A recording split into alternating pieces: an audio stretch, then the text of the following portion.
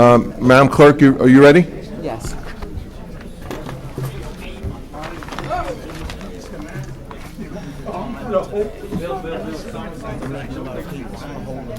Yeah, it's fine. Let's do it. I'll say 3 minutes. Yeah.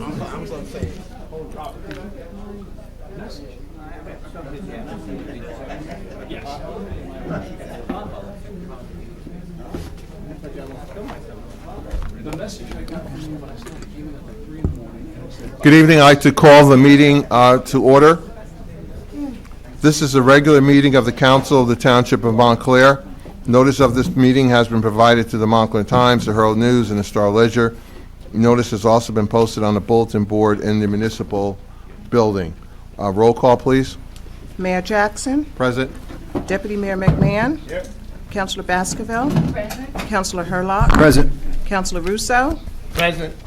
Councilor Schlager. Councilor Spiller. Pledge of Allegiance. I pledge allegiance to the flag Of the United States of America and to the republic for which it stands, one nation, under God, indivisible, with liberty and justice for all.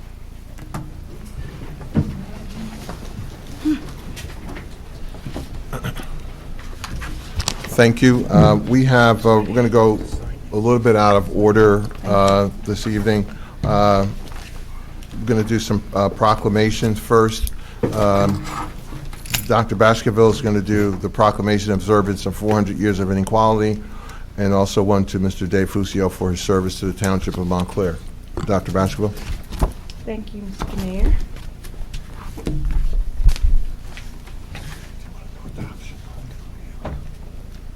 Good evening. Good evening. Is there anyone that would like to come to the podium and stand with me while I read this proclamation in observance of 400 years of inequality?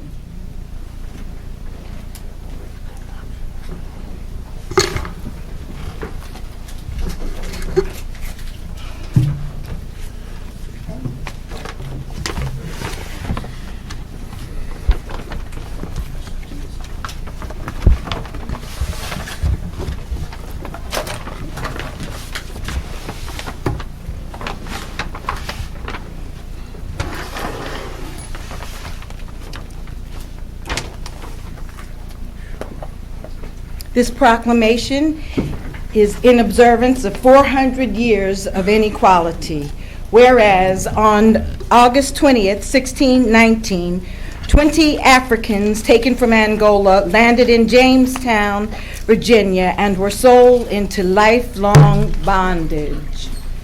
And whereas from 1619 to 1866, over 12.5 million Africans were forced to work on land stolen from the indigenous people, giving rise to an ecology of inequality and history that is dangerous to ignore.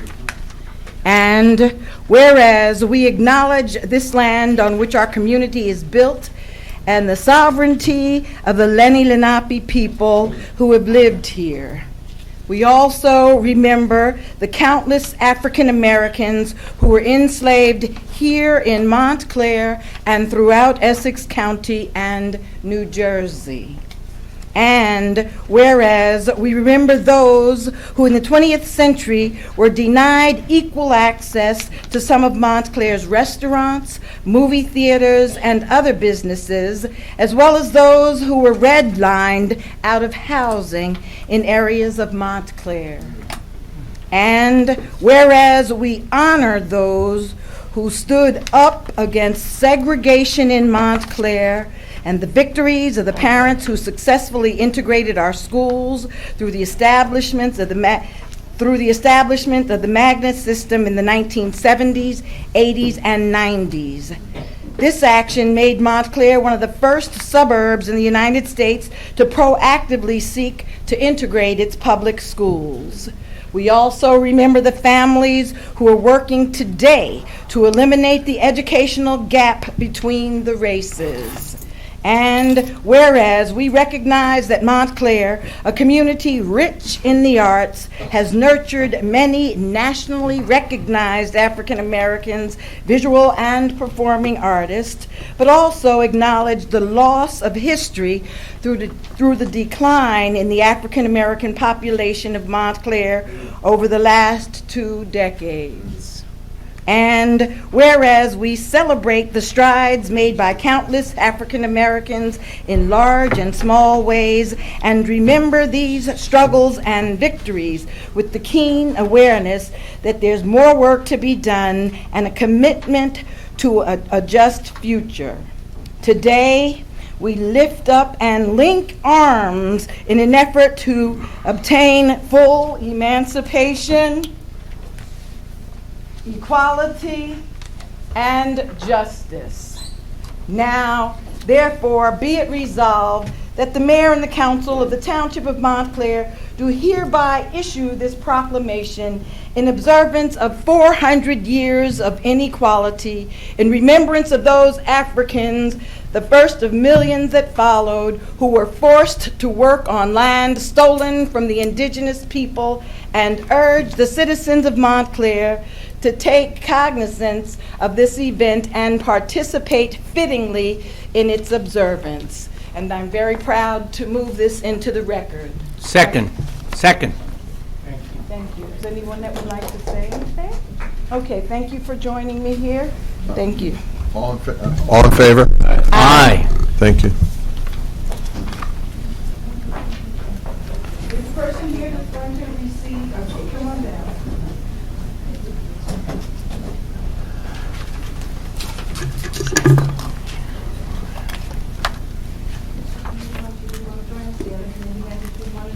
No other committee members want to join us? Oh, okay, pictures are important. Okay, thank you. Thank you guys for being here. Okay, it gives me honor to be able to read this proclamation, thanking Dave Fucio for his service to the Township of Montclair. Whereas Dave Fucio is a long-time resident of Montclair and has devoted approximately 15 years of service as a member and later chairman of the People with Disabilities Committee, which he served on from 2004 through 2019. And whereas, as part of this committee, which works with the township on a range of issues and concerns that affect both residents and visitors, Mr. Fucio has been involved with many of the township's disability-related activities and events.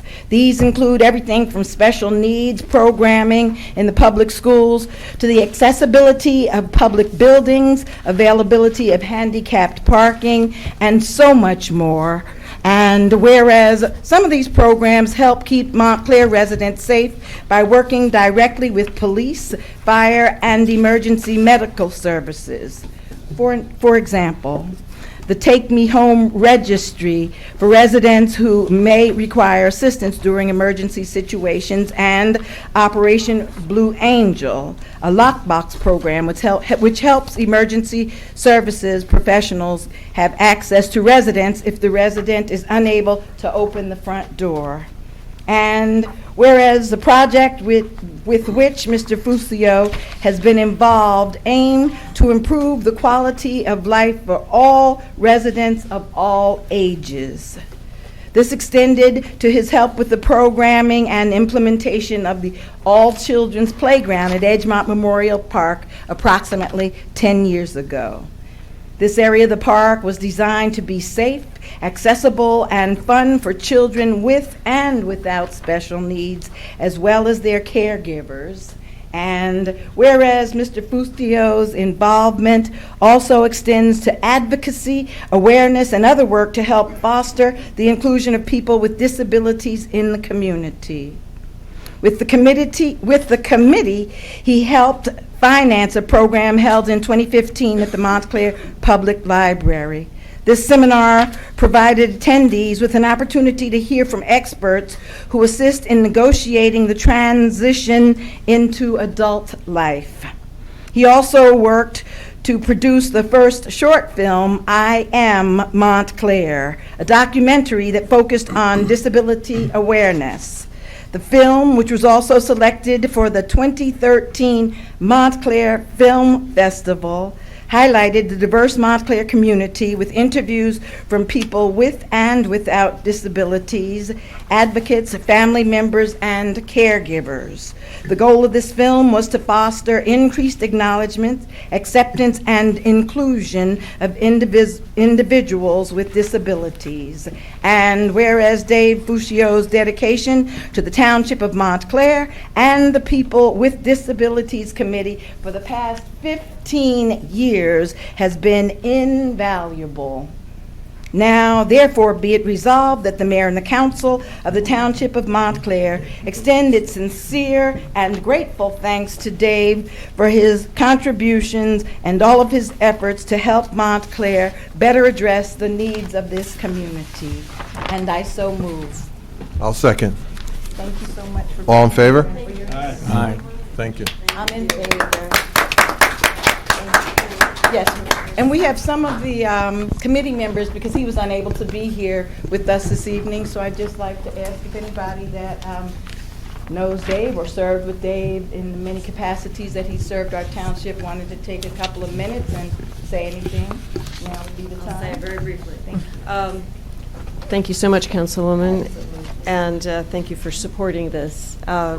I just want to thank the council as well for your recognition of Dave, who unfortunately can't be here this evening because of physical ailments. And I just want to emphasize what a tremendous character of civic virtue this man is, and very much appreciates and expresses his gratitude to the council and to Councilwoman Baskerville for the proclamation. Thank you very much. for being here. Thank you. Councilor Russo? Yes. You have the, I think it's over there, Renee. Oh, sorry.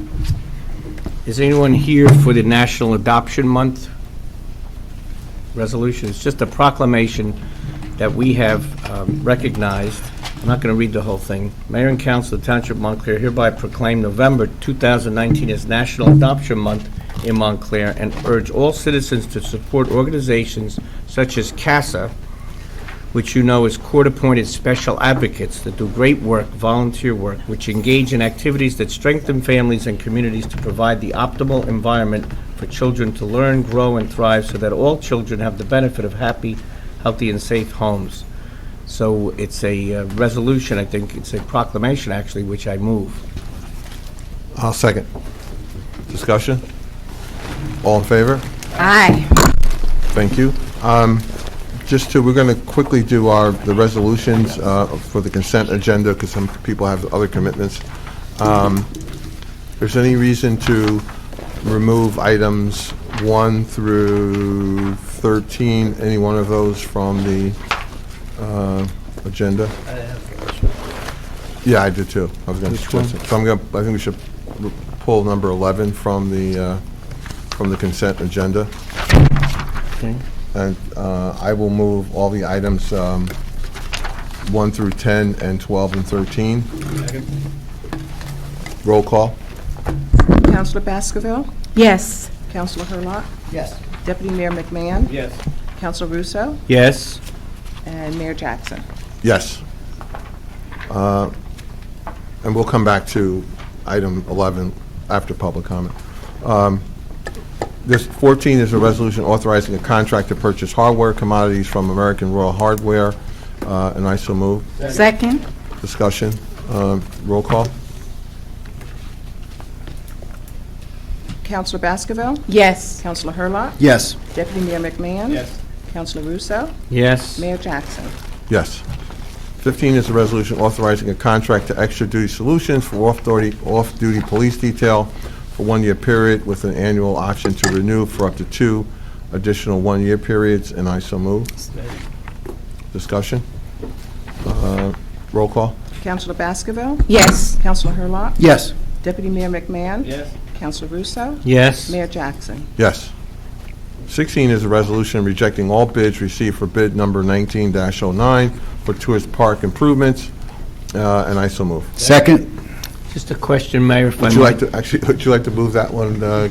You were very quick on the second. Second is fine. Thank you, Okay. Mr. Mayor. So maybe discussion? Yeah, I can ask it to Councilor Hurlock, because it's in his ward, first ward of the manager, that we've had a problem with getting these bids? Is that what it is? Or we're just rejecting all the bids that came in? Yeah. I'm going to defer to my right honorable colleague on that one. Go ahead. And I thank the gentleman for yielding his time. So I want to see the improvements that went obviously. Of course, we didn't have a problem getting the bids. The bids, though, both were over our allocation. So therefore, we endeavor to reject all, and then we'll put it back on the street. So we got two bids, and they're both too high. Correct. Okay, that's good. Thank you. Fiscal frugality. Yes, sir. Yes. Roll call? Councilor Baskerville? Yes. Councilor Hurlock? Yes. Deputy Mayor McMahon? Yes. Councilor Russo? Yes. Mayor Jackson? Yes. Bill resolution, Deputy Mayor. Yes. And then Renee has to sign it. Whereas invoices against the Township of Montclair in favor of the following persons for the amounts set opposite their respective names have been received, duly audited, and found correct. Therefore, be it resolved by the Council of the Township of Montclair in the County of Essex that said invoices be and they are hereby ordered paid, and that checks be drawn by the Finance Department to the order of such persons for the amounts respectively, and therein after stated on computer printout attached hereto and made a part hereof. And the total is $1,348,058.05, and I so move. Second. Second. Questions? Roll call? Councilor Baskerville? Yes. Councilor Hurlock? Yes. Deputy Mayor McMahon? Yes. Councilor Russo? Yes. Mayor Jackson? Yes. Renee, this is good. So we have to sign. Thank you. Okay, we'll now open the meeting up to public comment. Anyone wishing to address the council on any matter will be happy to hear from you. We're going to limit comments to 3 minutes. I think, Mrs. Scannabary, you're the clock holder. So anyone, any comments to the council? We're happy to hear from anyone at this time. I believe some people signed up, so there may be some folks who are already signed up for it. But we'll hear from everyone.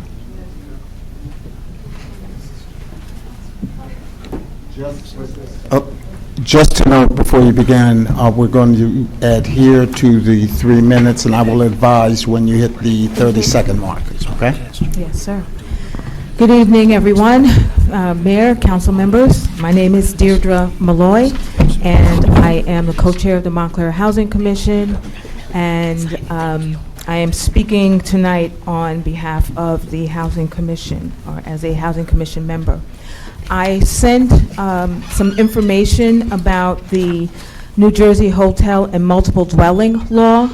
The Department of Community Affairs is making some amendments to that law, and I sent that information along with a summary of why I'm sending it to you. I'm not going to go into it right now. I will take a moment and say I want to apologize for the typo. I had a typo.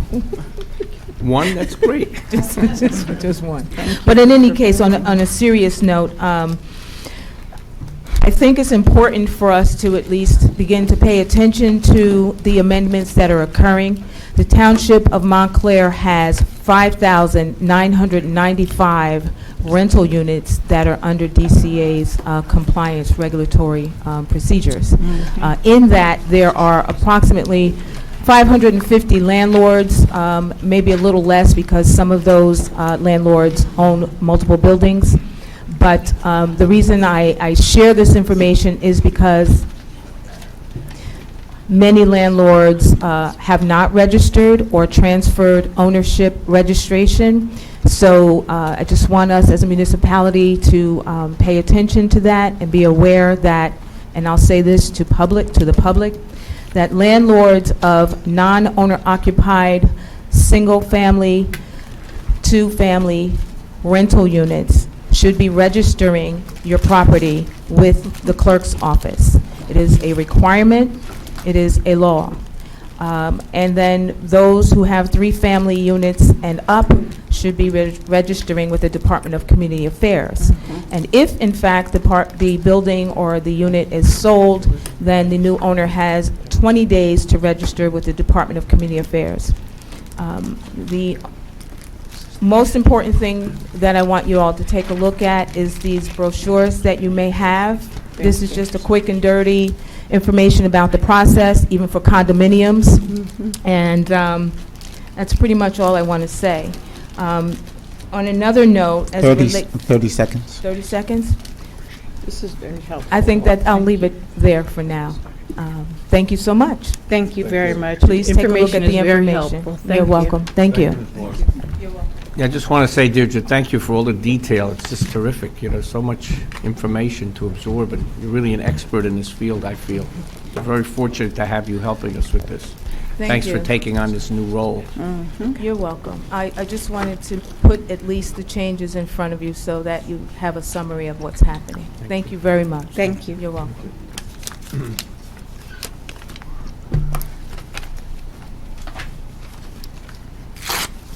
Begin? Yes, sir. I sure will. Thank you all for having me. My name is Jared Delancey. I'm a Montclair resident. Live at 41 North Fullerton, right around the corner. And I'm here to talk with you about rent stabilization or rent control. And many of my fellow apartment mates and town mates on this matter are here with me. I want to first thank Councilwoman Baskerville for the proclamation that she entered into the proceedings this evening, not only for the content and power with which she spoke it, but because I think it's related to this matter of rent stabilization and rent control.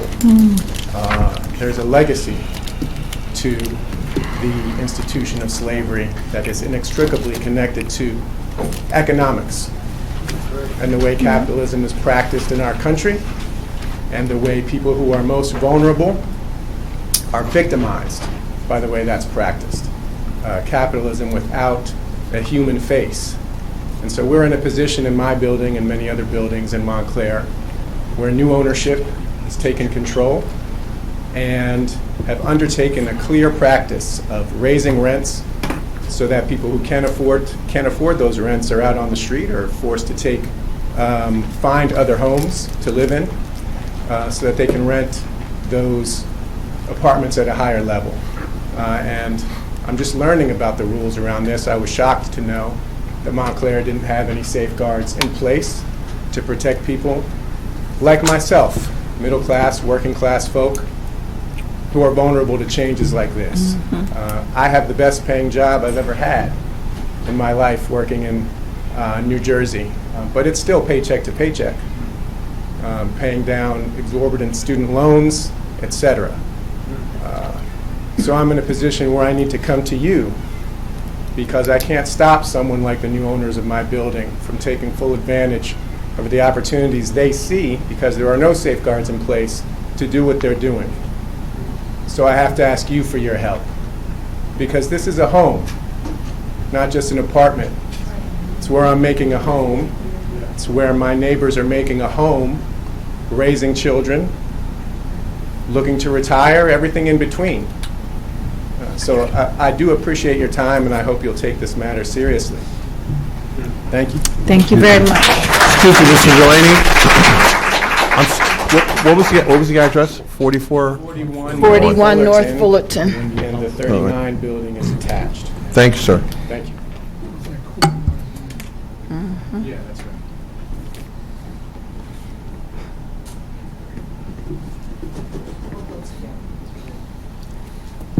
Good evening, everyone. Good evening. My name is Rhea Tompkins. I have been a resident of 50 Greenwood Avenue, Union Garden Apartments for about 24 years. Over the years, we've had more managers than we can count, and every year the property becomes less desirable to live in. Yes, our building is a subsidized building, but why do we have to live in substandard housing? We already know that the police as well as the township are aware of some of the issues that the tenants have been facing for quite some time. We are dealing with drug sales, drug users, break-ins, and not too long ago, a murder was committed in our building, and as far as we know, it was never solved. Okay, and no one's telling the tenants anything. To make matters worse, we now have a new manager by the name of Yolanda Vasquez. She feels that she can, her and her staff can key themselves into our apartment without giving us 24-hour notice, even if it's not an emergency, which we were told emergency is a gas leak or a water main break. But because it's a HUD building, they have this inspection called the REACT inspection that they have been failing, from what I'm understanding. So they're coming in our apartments, okay, and they are fixing up enough so that they can pass this inspection that's supposed to be now November 7th, okay, because it was just canceled a couple of weeks ago. The not only is her and her staff keying in, which my sister can tell you about, they're now letting contractors in our apartments and leaving them in there by themselves. They're not even staying with them because they said, according to Yolanda Vasquez, we don't have enough staff. So yes, I will let people in your house and we're not going to stay. Now imagine you walking into your house and there's strangers in your house. How would you feel? Okay, we also have rodents. We have rats on the outside and we have mice on the inside. Her words were, she's not concerned about that right now. Right now, the only concern is this REACT inspection. Imagine having rugs on your floor for 8 years. First time it was ever shampooed was this past Saturday. Why? Because of the REACT. 8 years, rugs have never been cleaned. Okay, so you can imagine what we're going through. Okay, so that's all I have to say. We need help, and we've reached out. We've sent Ms. Beth. We've sent you email, and I've left a message for Mayor Jackson as well, but I haven't heard back from anything.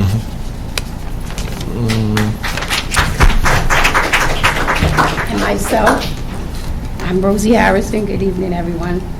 I've sent certified mail to one of the managers that was in the office. Since then, we've had 3. Nobody wants to put a name on anything. Everything is, I'll put my name when we speak to them. So we have one letter with the manager's name on it, and that was just to satisfy us. I've had within the last 2 months and 1 week, I found 5 dead mice in my house, stepped on one in my bedroom just last night, had another one in my house, and the only thing they're coming in to do is setting traps all over my house. My place looked like one big mouse trap. Okay, the whole building needs to be treated from the top to the bottom. And when I spoke with Ms. Vasquez about the incident of letting someone into my home without a staff member there, exactly what my sister said. She said she'll do whatever she chooses to do. I said to her, I said, okay, I'll deal with you on another note. She decided that she's going to call the police on me, but I wouldn't file the complaint because she was in her office, ran out the door behind me and my sister, flailing her hands and everything.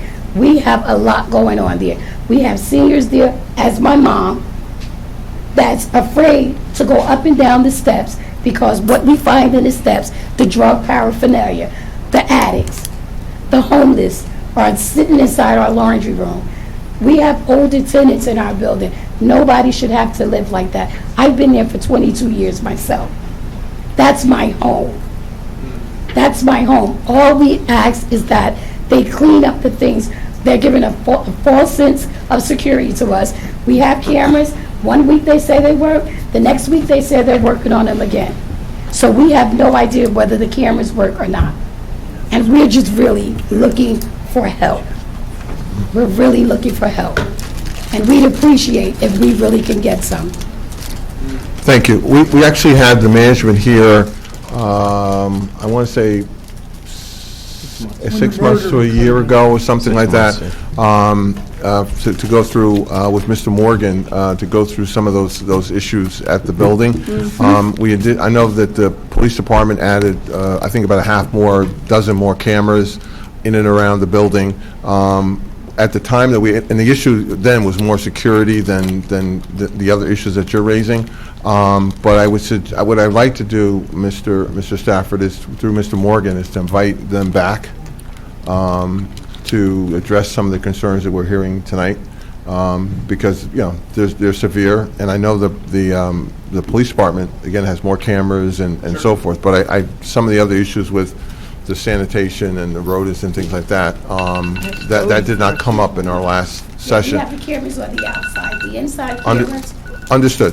So we'll invite them back, and then we'll let you know so that we can address some of these issues. Thank you.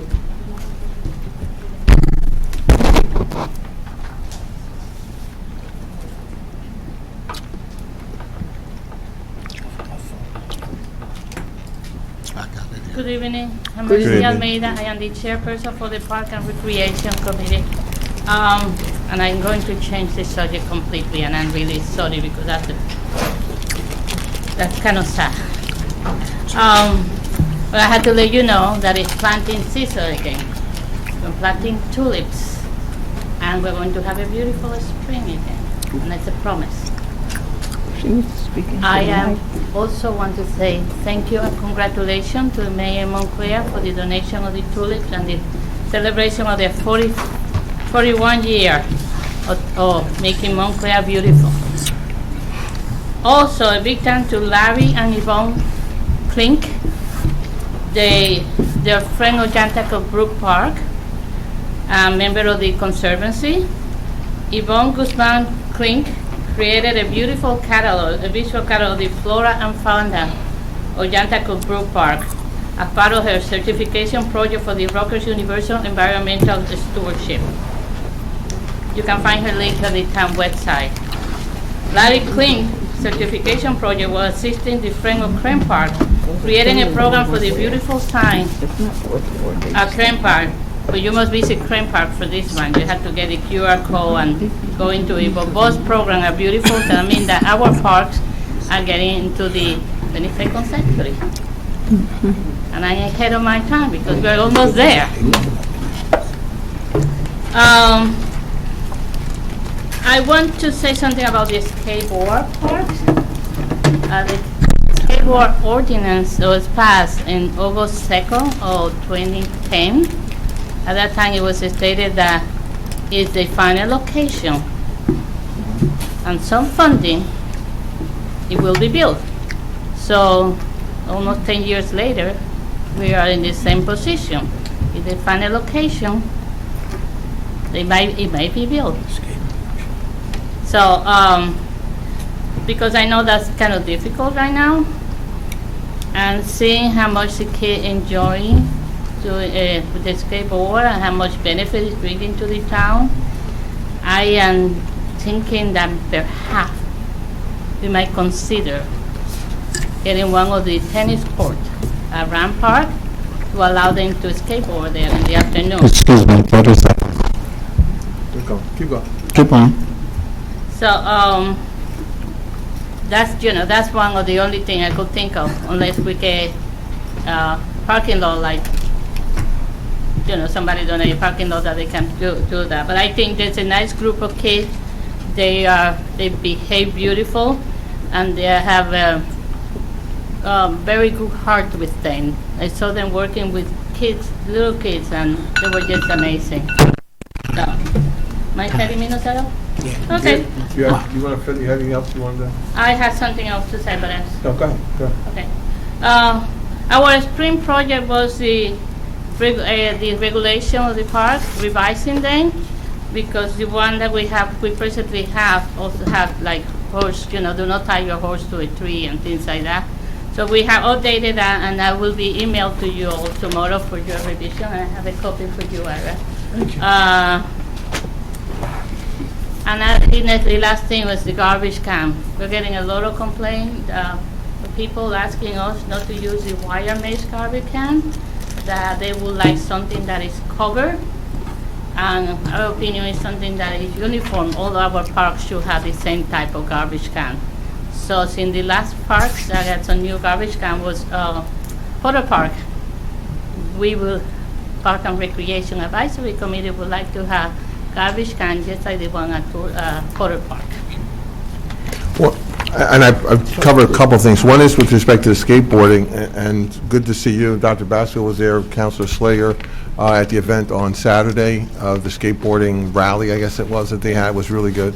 And I believe we even had the meeting at Crane Park, the skateboarding committee was going to get together with Parks Committee to come up with some location ideas, and then present some things to the committees, to a council committee to look at some ideas. So, it's not like we're open to ideas. I think the kids and their parents are kind of looking around. I gave them a couple of suggestions, sort of out of the box stuff, and I think you did, and Dr. Basfield did. So we're just waiting for some ideas, and I don't. I understand. Yeah, I just want them to have some place to go now. Okay. Yeah, no, I understand. Yeah, absolutely.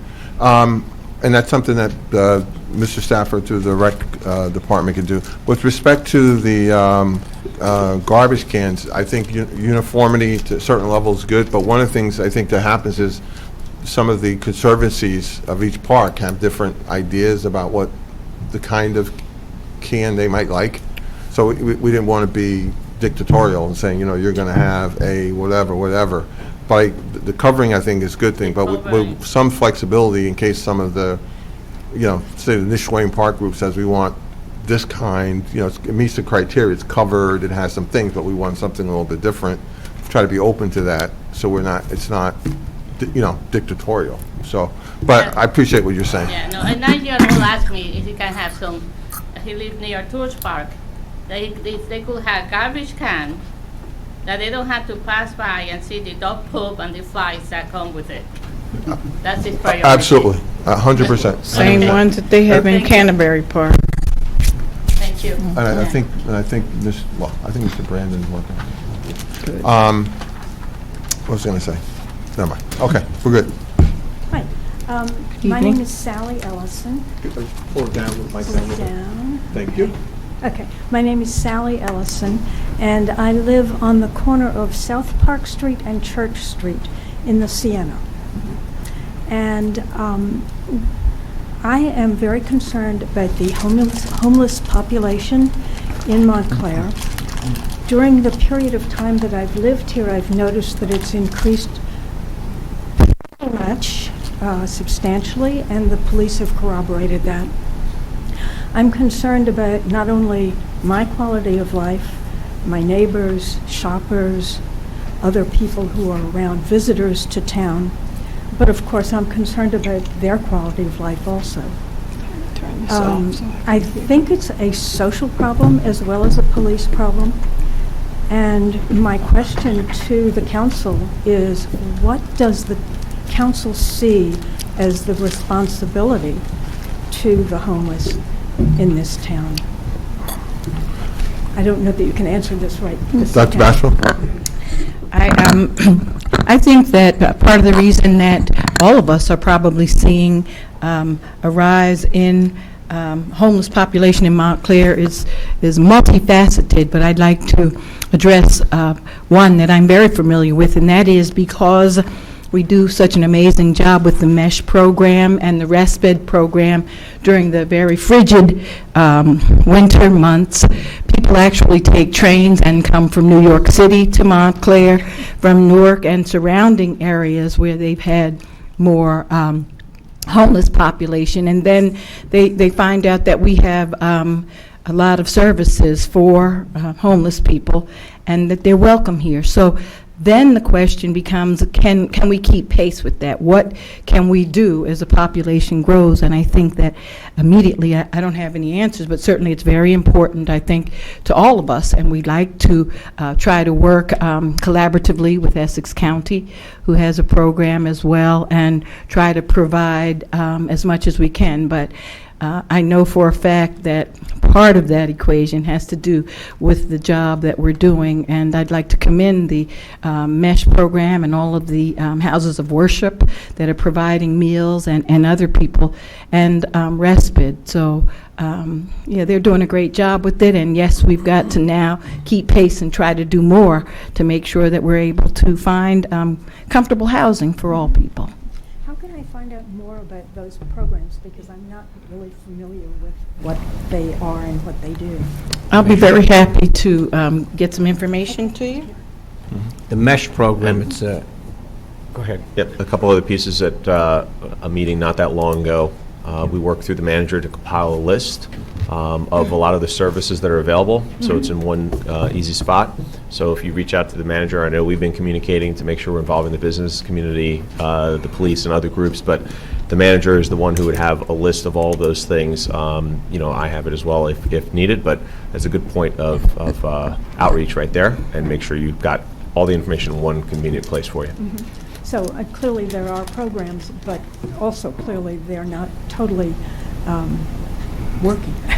Or not adequate. I think Correct, we have more work to do. Okay, that's- Yes, working up we to the definitely point. have more work to do, yes. And we're not, sleeping on it. That was, the first phase when we were aware of what we thought the number were. We worked diligently to create some things. And now that we see probably what you're seeing, we realize, we have more work to do. And we're going to continue to address that. And if I may too, also in some of our surrounding communities, Morristown, Cranford, Ridgewood, have had similar phenomenon, I should say. And part of it is so many issues that Councilor Baskerville and Councilor Spiller spoke to, but also the other part of it is the mental illness piece of it. And sometimes the individuals are not accepting help, so we can say we have some place for you to stay tonight, but they don't want to move, and so it's very difficult for our police department to basically gather somebody up and just say, we're going to take you someplace. So No, I understand they that. do have some authority when it's certain temperatures and so forth, but I think that we're seeing this. I know on the Morristown Green, for example, it's becoming Yes. a very, very concerning issue. But I think the solution is more long-term, because we really have to figure out a way to provide for the mental health services that people need desperately. And if we can do that, then I think we can begin to move people into more self-sufficient, providing some type of housing. But our police department, kudos to them. They try as best they can to move people along without being, obnoxious about it. And it's a very sensitive issue, because, our town, we pride ourselves, certainly our citizens, our clergy, emergency people, we all pride ourselves on being compassionate and caring people, which speaks to, I know, some of the issues that you're here for tonight, the other folks are here for tonight.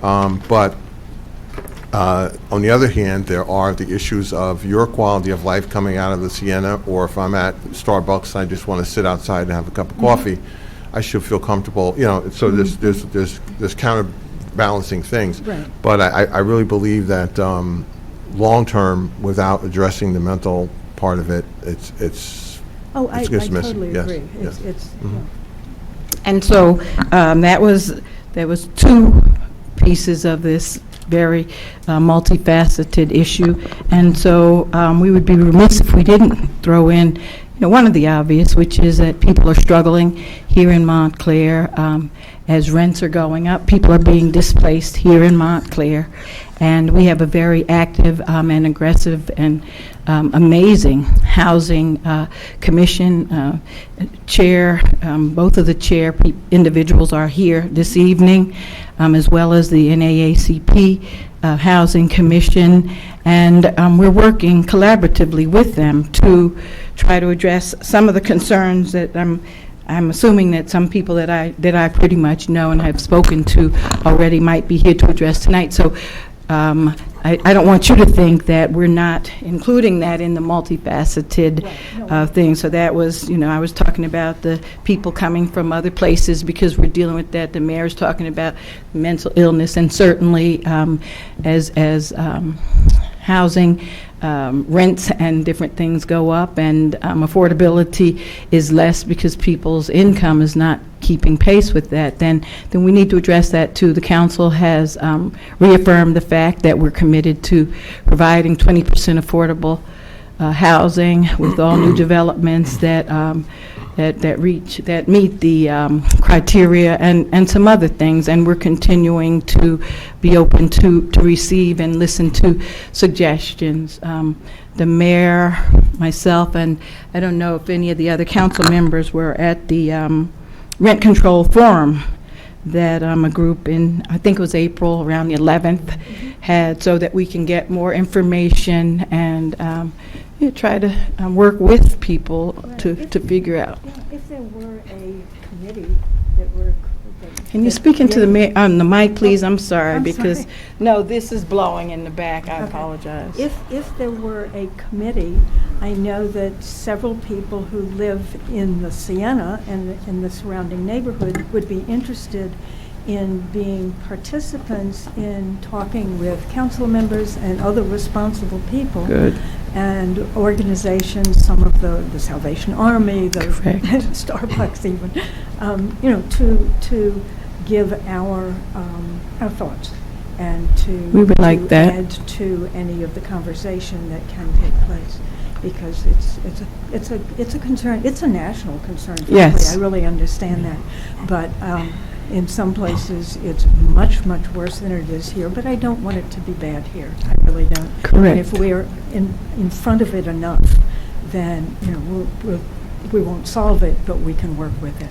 Ms. Ellison, I just want to remind you of something. About a year and a half, or almost 2 years ago now, in January of 2018, there was a message we received from Gwen Ames. Gwen Ames is the executive director of the MESH program, which asked us all to contribute $32. It was the 32 campaign because it was 32 degrees at the point of a freezing that we wanted to help people out. Right. But the MESH campaign for 32 degrees is something I want to refer you to, and I'd be happy to send you some information like this because Gwen is a great person who organizes MESH, and I think the fundraising aspect might be of some interest. You and others might want to help contribute. If they can get more resources, we give them some resources, but they get more resources, they could do more. So when you said, they're not working, it's working, but up to the limits we have, we need to do much more. Right. So I'll share that with you at some point, the 32-degree campaign. Okay. Thank you all very much. Thank you very much. Thank you. Hello, good evening. Good evening. Can you hear me? Good evening, Honorable Mayor Jackson, distinguished members of the council. My name is Brenda Aguar. I am here to speak about the rent control campaign. I just want to stay in line with what the gentleman said here earlier. I've been a resident of Montclair for over 29 years now. This town is my home. I spent most of my adult life here. I raised my son here. He was born here. He went to the Montclair public school system. Last year, we had new ownership in our building.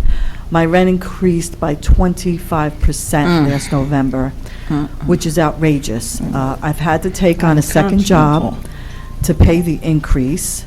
Subsequently, 15 residents have already moved out of our complex, but my salary hasn't gone up by 25%, or even probably 2% yet. So, in saying that, we do ask. I also want to mention that I am part of the leadership team of the Tenants Organization of Montclair. We've been growing in numbers over the last year. Since this gentrification wave has, hit Montclair, it's kind of creeped up on us, but, those of us who have been here a while kind of saw it coming, but didn't realize that, this was going to happen to us. There's many other residents in Montclair that I've spoken to, and some of what's happened to them, the residents on Fullerton, so to speak. I just want to say that it seems like it's getting to the point where it's a privilege to live in this town. and you have to probably make six figures at this point to even rent. You know, that's what it's sort of turning into now. It feels like, I know, I'm afraid because it's hard, it's difficult to move. I love this town. I love the diversity. I loved raising my son here. From, you know, he has several friends that he's still friendly with. Some may have moved out of town, but I don't want to leave. I don't want to be forced out. And I feel as though, you know, we shouldn't have to be. I know I went to a council meeting. I think it was upstairs on the second or third floor. Some of you were there. I did speak about rent control, and one of the council people said that I believe it was over 20 years ago that there was something on the table for rent control. It may have been a little longer than that, but maybe there weren't quite enough votes for the ordinance. You know, No, that it was a referendum, a referendum. A referendum, The excuse voters me. of the town voted it down. Okay. 30 seconds, ma'am. Thank you, Mr. Russo. I wasn't too sure about the language that I remember, but the thing is that was a different time, okay? The landlords weren't doing this to us. They weren't, you know, sort of moving us. They didn't come in and just sort of moving us out. So now is a sense of urgency. And I really do ask that you all consider it and look to, you know, I do thank you for your time. I hope you will vote because I think it needs to be fair and affordable, not just for the privileged, but for all of us. You know, we're a diverse town. We really should keep it that way. But, you know, from the looks of things lately, it just doesn't seem like that's happening. So I want to thank you very much for your time. Thank you. Thank you.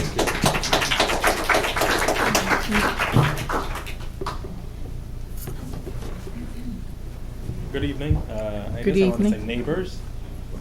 Thank you. I'm tall. Thank you. My wife and I just moved to Montclair. Excuse me, can you state your name? Oh, thank you. My name is Khalil Savari. My wife and I moved to Montclair 5 months ago, and we've been really fortunate to meet a lot of our neighbors and join a lot of the program and activities that we have here. One of our benefits has been living on a block where there are more than 20 children on our quarter-mile strip. It's called the Fairway. On the Fairway, you can take a shortcut through to bypass the Grove-Bellevue intersection, which lets cars move around a lot of the hard turns, which results in faster moving traffic. I've submitted a traffic calming study petition, I think to Councilman Hurlock and a few other people, but I'm happy to email you the petition as well, signed by about 25 of our 40 neighbors who I could corral for the cause. I also come to you because I know that the pavement is going to be redone on the street next year, and it'll be a great time to install or to at least assess the use of a traffic calming device like a speed bump, etc. To have that done in place to not add additional costs to the cause. And that's all I really wanted to say. Bring it to your attention. If you'd like a copy of the traffic calming survey with the signatures, I'd be happy to provide, and I can also obtain a lot more signatures if I had to. Thank you. Mr. Wright, just one question. The speeding that you're talking about is on the Fairway, not That's on correct. not on Bellevue. You're talking about on the People, Fairway. It's non-residents taking Cutting the through. Fairway, Right. driving faster than they had 4-year-old children. And it's only a quarter-mile long.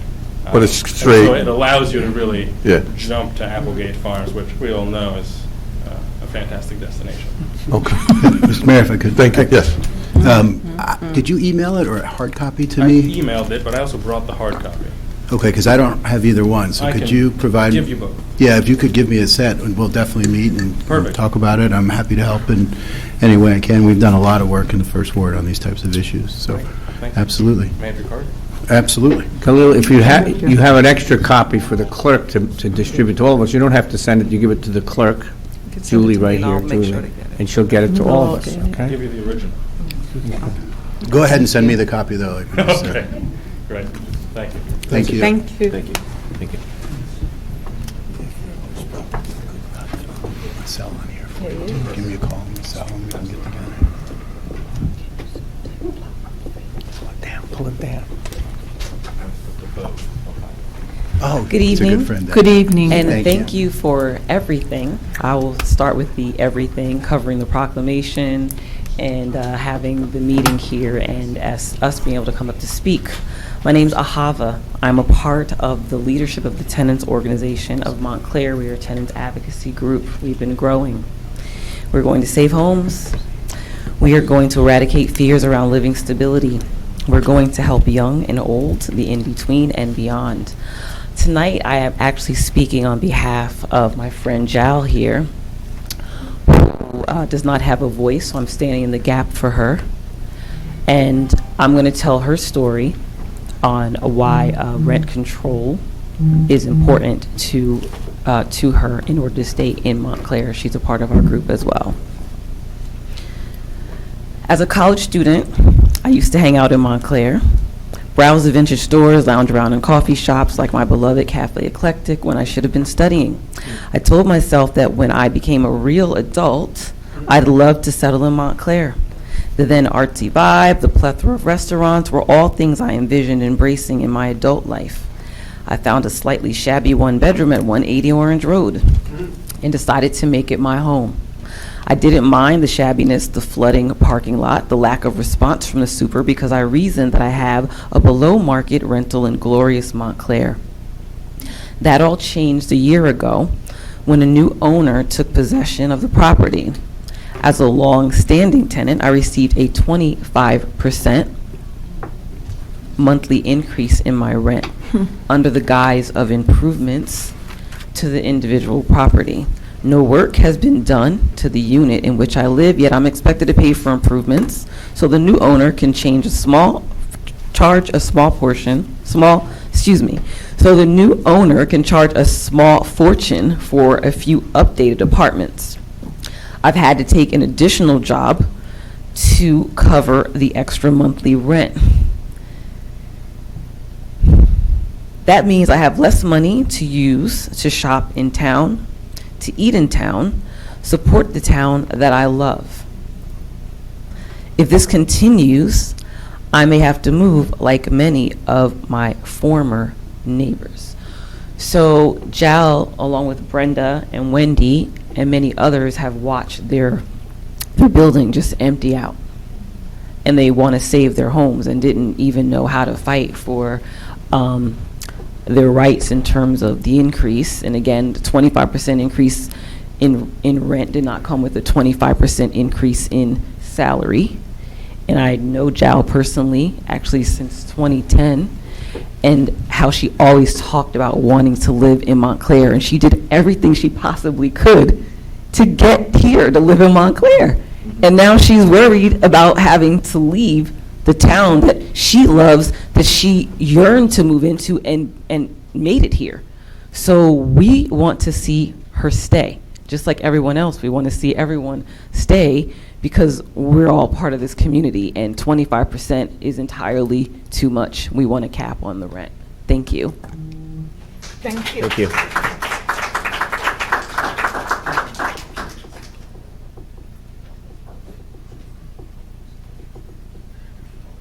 Mayor and Council, hello. My name is Mitch Kahn.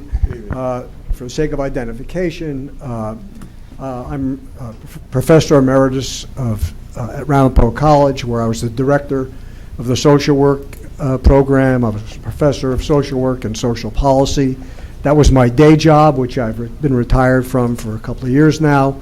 My nighttime unpaid job for over 40 years was Director of Organizing and Vice President of the New Jersey Tenants Organization. And in that role, I had been a participant in the drafting of most of the state's landlord-tenant law code and in the enactment of rent control ordinances in over 100 municipalities in the state of New Jersey. And so I was contacted by the Tenants Organization of Montclair to give them some assistance. I spoke at the Rent Control Forum, where there was over 100 Montclair residents in attendance. And I've been talking with them about rent control, what it's about, what goes into it, and they asked me to talk to you about it as well. I could provide you with a long song and dance and hours of discussion on what rent control is and what it isn't. And I'm sure if the councils are going to entertain a rent control ordinance, you will get into those arguments. What I will say is that I think Montclair is at a crisis point. I have been a longtime admirer of Montclair. I have a dozen very good friends that have lived in Montclair for more than 40 years. I've always thought that Montclair was special in terms of its diversity across race and economic groups. It was a very, very special place, and I think it still is a special place. But I think Montclair, like many other places in the state, has an affordability crisis. Now, rent control is not going to solve the affordability crisis in Montclair or anywhere else. That's not what it's designed to do. What rent control is designed to do is to protect tenants that are in existing buildings in a particular municipality. Montclair had a great opportunity. All that development that started downtown 15 years ago, and I see all these new apartments, there was an opportunity there to probably grab more low and moderate income housing out of that development. But that didn't happen.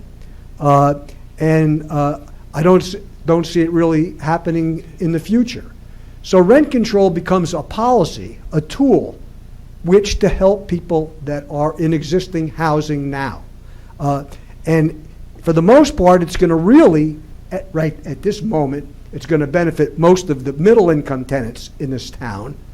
And in the long run, it's going to benefit those tenants in the Fourth Ward who are living in 2 and 3 family apartments that are being bought by individual landlords, 5, 10, 12 buildings at a time. Because what you're going to see in that section is increasing gentrification and escalating rents there.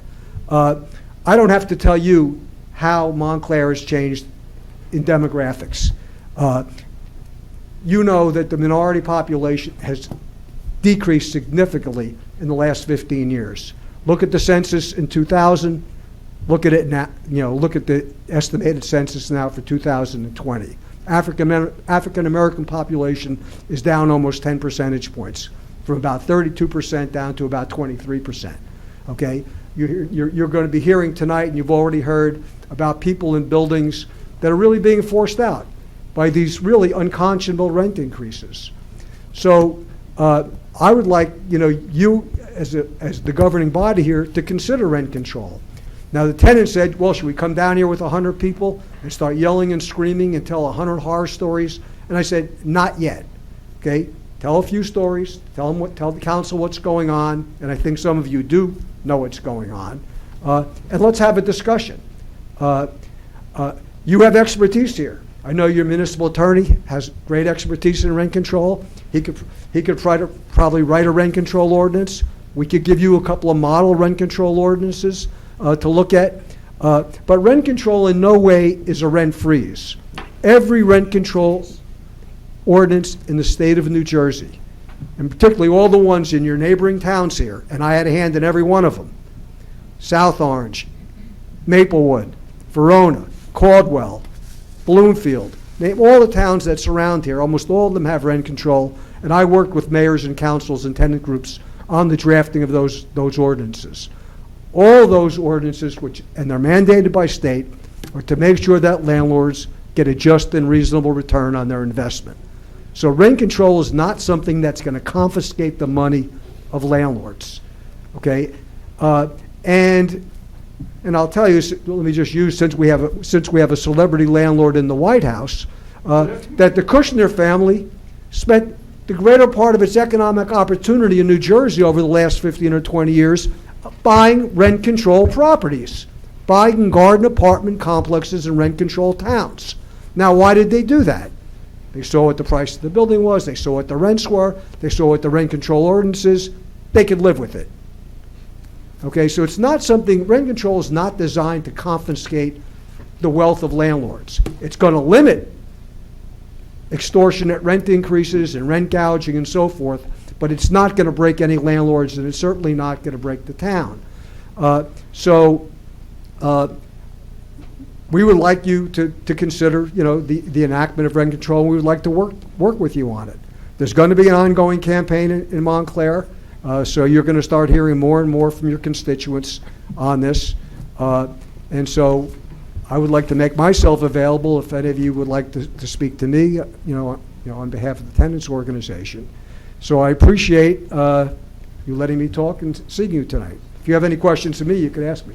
I'd just like to just note that you mentioned the Fourth Ward, and for some reason, when people talk about rent control and other things, they reference the Fourth Ward, of which I happen to be extremely fond of and very proud of. But I think it's very important that we note that so far everyone that came up tonight is a Third Ward resident, and that there's plenty of people being displaced all over the township of Montclair. So I just want clarification, because as people watch at home and people come to the mic here for whatever reason, when it's something that, deals with people, that are having difficulty time living in town or whatever, it seems like we're in lock on that in the Fourth Ward. And certainly, while I recognize that, there are a lot of people that have been displaced and that are in the process of being displaced in Montclair, and I can probably name many of the families personally myself, which is very difficult. I just want to note that it's not just the Fourth Ward. The people that are here tonight are by and large from the Third Ward of Montclair, and I'm happy to work with people from all over. Chairwoman Ahava knows that I've very passionately tried to come and work with that group and do whatever I can for wherever the residents are being displaced, or to discuss how we can come up with some language for something that I can present to my council colleagues as a liaison for housing in the township to consider. But I just thought it was necessary that I did mention it's not a lock in the Fourth Ward on being displaced. No, and I didn't mean to. I didn't want to insinuate there was just the Fourth Ward. No, I know that, but it's just important to me that we acknowledge all the wards that are having I was doing this for 40 years, so I've been to many, apartment buildings in Montclair over the years that were not in the Fourth Ward. In fact, very few of them were in the Fourth Ward. So, but I think the point I wanted to make, it's not just the Fourth Ward, but you also have a large number of middle-class people that are tenants. That are going to gradually be forced out, through these kind of rent increases. Absolutely. And I'm looking forward to working with anybody that welcomes me to come and be a part of that group. I know for the Montclair rent, there's some things that have to be worked out, but I know that they know that I'm ready to work with them, and I feel that as the liaison to the council, that works with the Housing Commission, that I would be, a great person to work with whoever the groups are and make sure that everybody here, gets the information. Mitch, I just want to ask a question, because this is an educational thing for us. You could be a good resource for this. People often talk about, one of our residents has told me repeatedly that he used to work in New York, and he said, you really have to talk about rent stabilization. So I wanted to know the distinction between the phrase rent stabilization and rent control, because the control word often scares people. Okay, in New Jersey, there's three terms that are interchangeable. Rent leveling, rent stabilization, and rent control. Yep. It's all the same thing. In New York, you have different programs. You have older apartments that were built before 1972, I believe, that are rent-controlled apartments. Some of them there's a whole class that were built before 1948. Then there was another class of apartments called rent-stabilized apartments. They have different provisions in their rent control laws that pertain to those particular groups of apartments. In New Jersey, the terms are interchangeable, so don't get thrown. You could call it whatever you want. You can call it rent maintenance, or, I like to call it rent fairness, because I just want to say something to the tenants are here. When I used to live in Bloomfield years ago, it was a nice set of apartments, the Brookdale Gardens apartments, and then they converted them to condos. They gave us all a chance to buy the units we were in, which were not well maintained. It was a nice garden apartment, setting, and I enjoyed being a couple of blocks from Holston's Ice Cream. But I didn't opt to buy there, and that was 1987, 88, I think it was.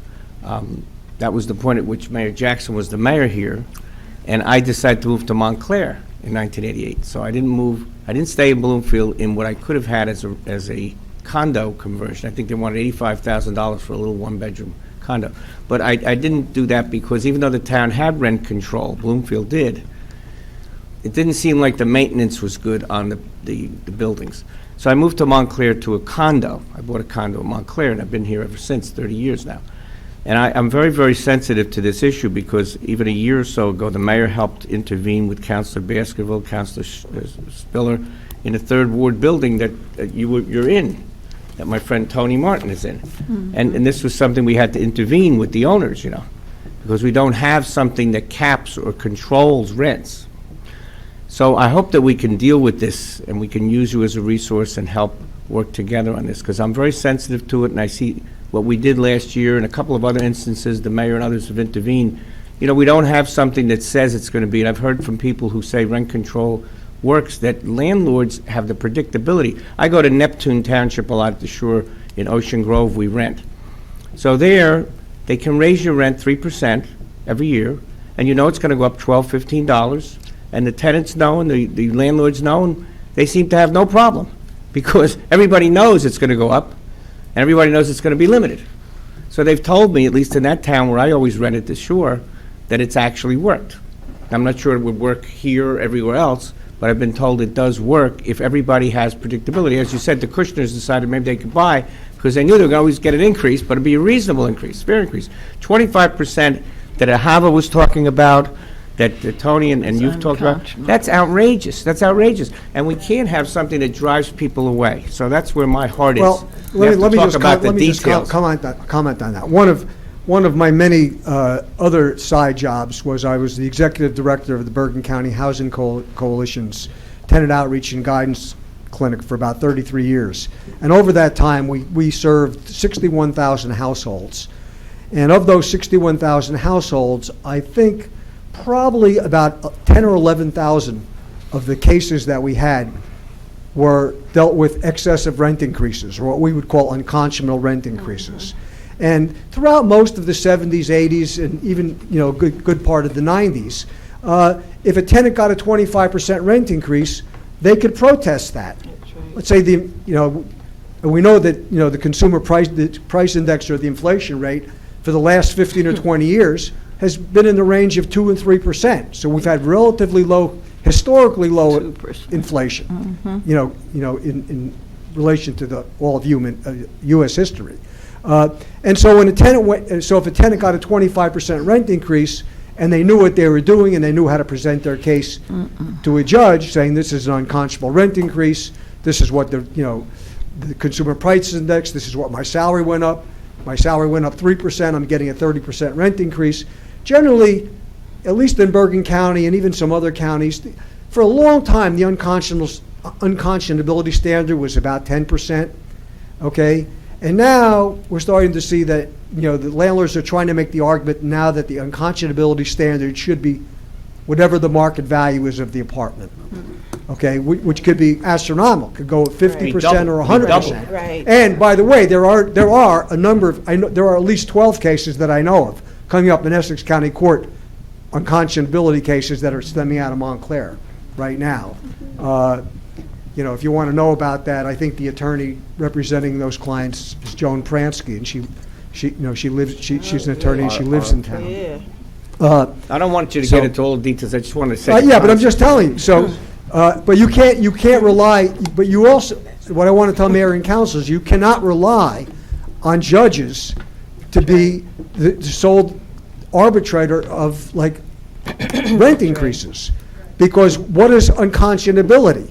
Unconscionability is defined as that which will shock the conscience of a reasonable person.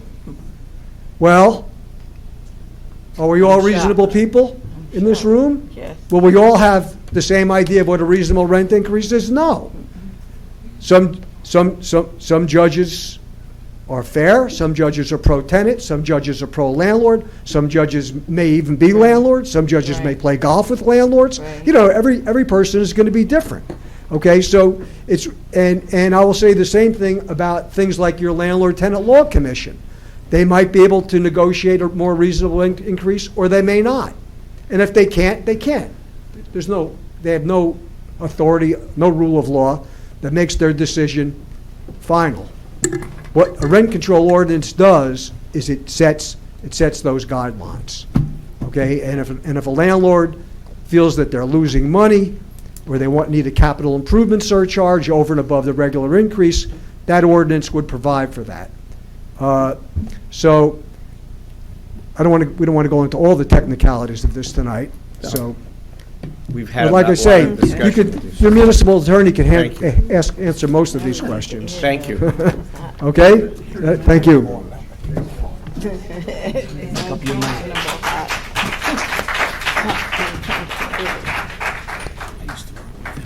Bharat Rana, 106 Alfred Street, Clifton.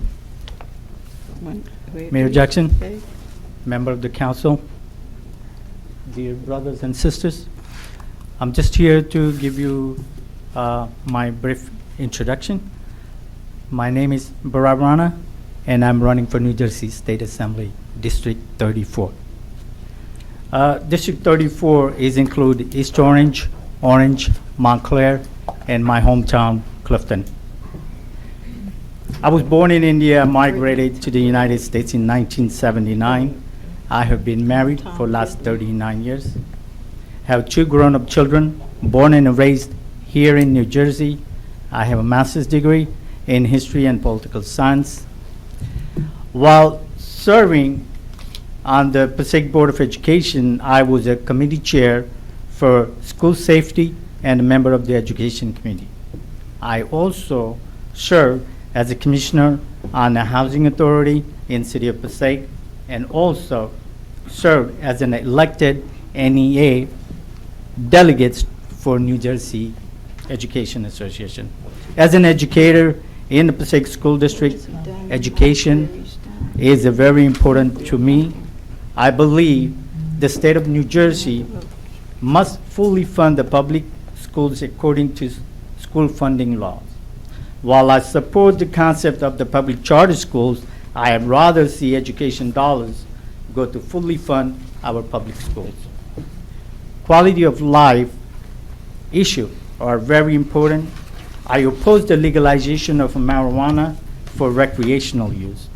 The opioid addiction crisis is at a critical point in our state, and we must decide what message we wanted to send it to our young people who would look at the legalization as a form of approval for drug use.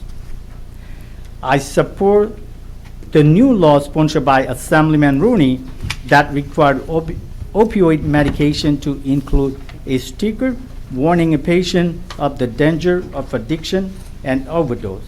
We need to bring together healthcare professionals, law enforcement, and the community groups together to guarantee that there is an ample education and the support by the state government. This will be accomplished through systematic education and the support. As a fiscal conservative, I endorse and vote to fully fund the senior tax freeze and would support legislation to mandate that it's full funding every year. I would extend the tax freeze to combat veterans to guarantee that they could afford their homes after serving our country. I oppose the millionaire tax until all efforts have been made to limit the cost of New Jersey government. In closing, we heard tonight the Montclair is looking for change, and the change is now, November 5th. I am Bharat Rana, candidate for Assembly, District 34. Before I forget, I wanted to salute Mr. Dave for his services to the city of Montclair, the service he did it for us. And also I wanted to thanks Councilwoman for giving me opportunity to stay with you for reading a proclamation. Thank you. Thank you very much. Who's Mr. Dave? Dave Fucio. Oh, okay, Thank you. okay. Thanks, sir.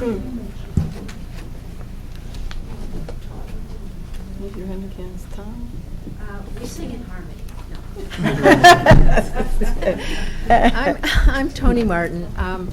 Like Ahava, I work with the Tenants Organization of Montclair. And I first got involved in this because of what's happened at my building, 41 North Fullerton. It's the building has two addresses, 39, 41. It's about 75 units. And I've lived here 23 years and raised my kids here, owned 2 houses. Now I'm a renter. So are my kids. They're grown renters. My grandchild, who will be born in December, will be a Montclair renter.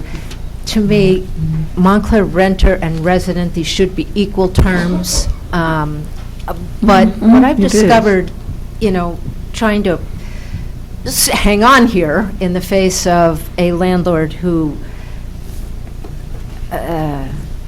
does not see tenants as full-fledged citizens from what I can see. I feel that we're looked at as second-class citizens in a way.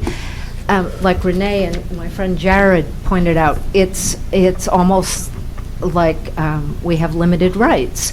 Yes, we have legal rights, but they're not enforced. Let me just tell one quick story about if we had a rent control board and a strong housing commission that oversaw whether or not rent increases were warranted because a landlord was taking a good care of their building, the following would not happen.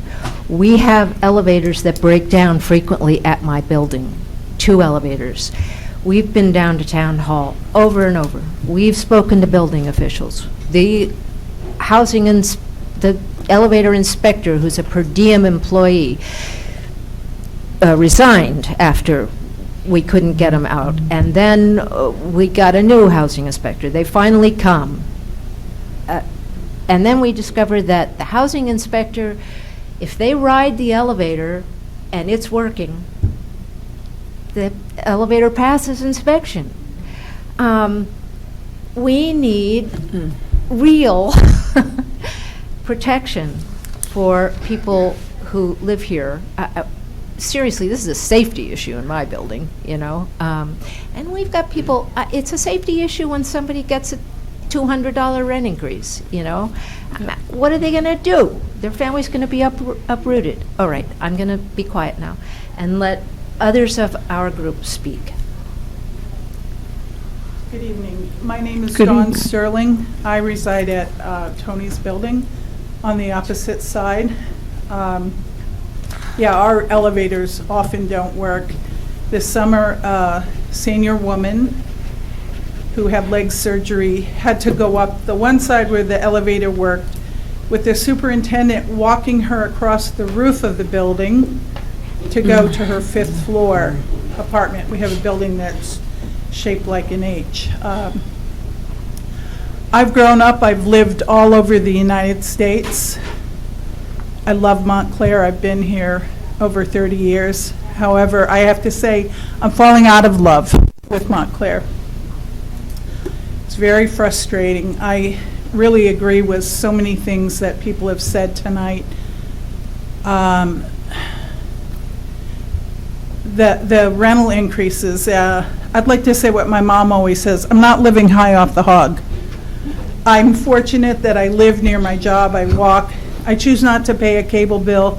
I use old-fashioned rabbit ears, but my rent is going up and up.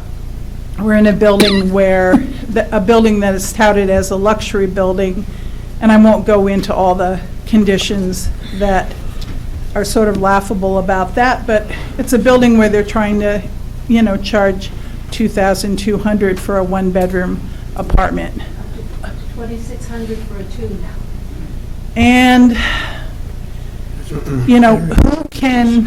who can live like that? And I sort of attack these things from a different place. I feel we live in a day and age where things are changing.